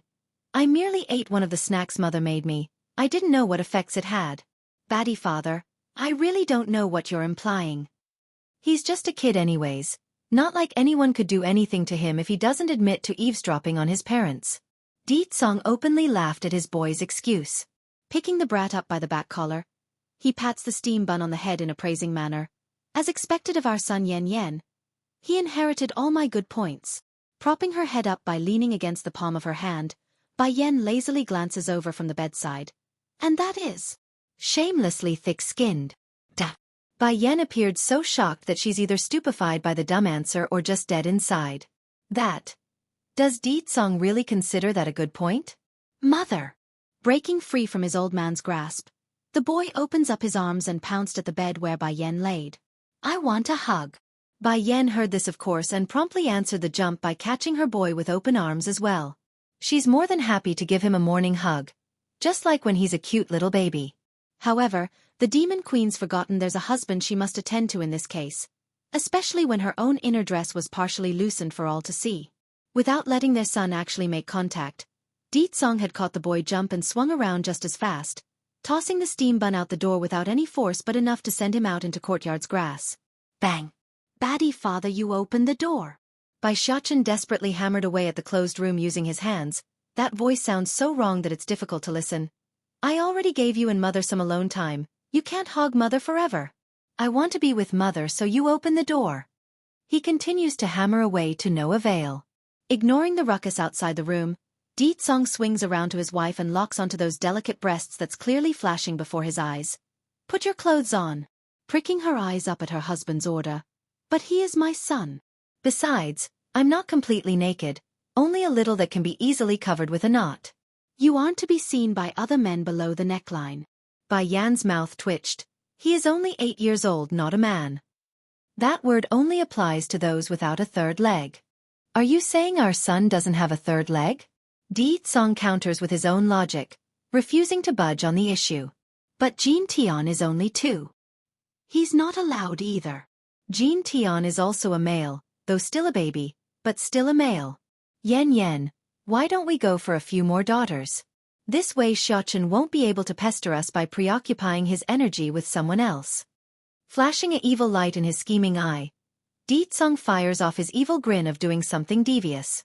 Sure enough, the Demon King carried out his evil thoughts by pouncing like his son at Bai Yan and removed all the clothes in its entirety. Bare and naked, man and woman unites and bonds into one single ball in that bed once again, raising the hormone in the room to an abnormal level.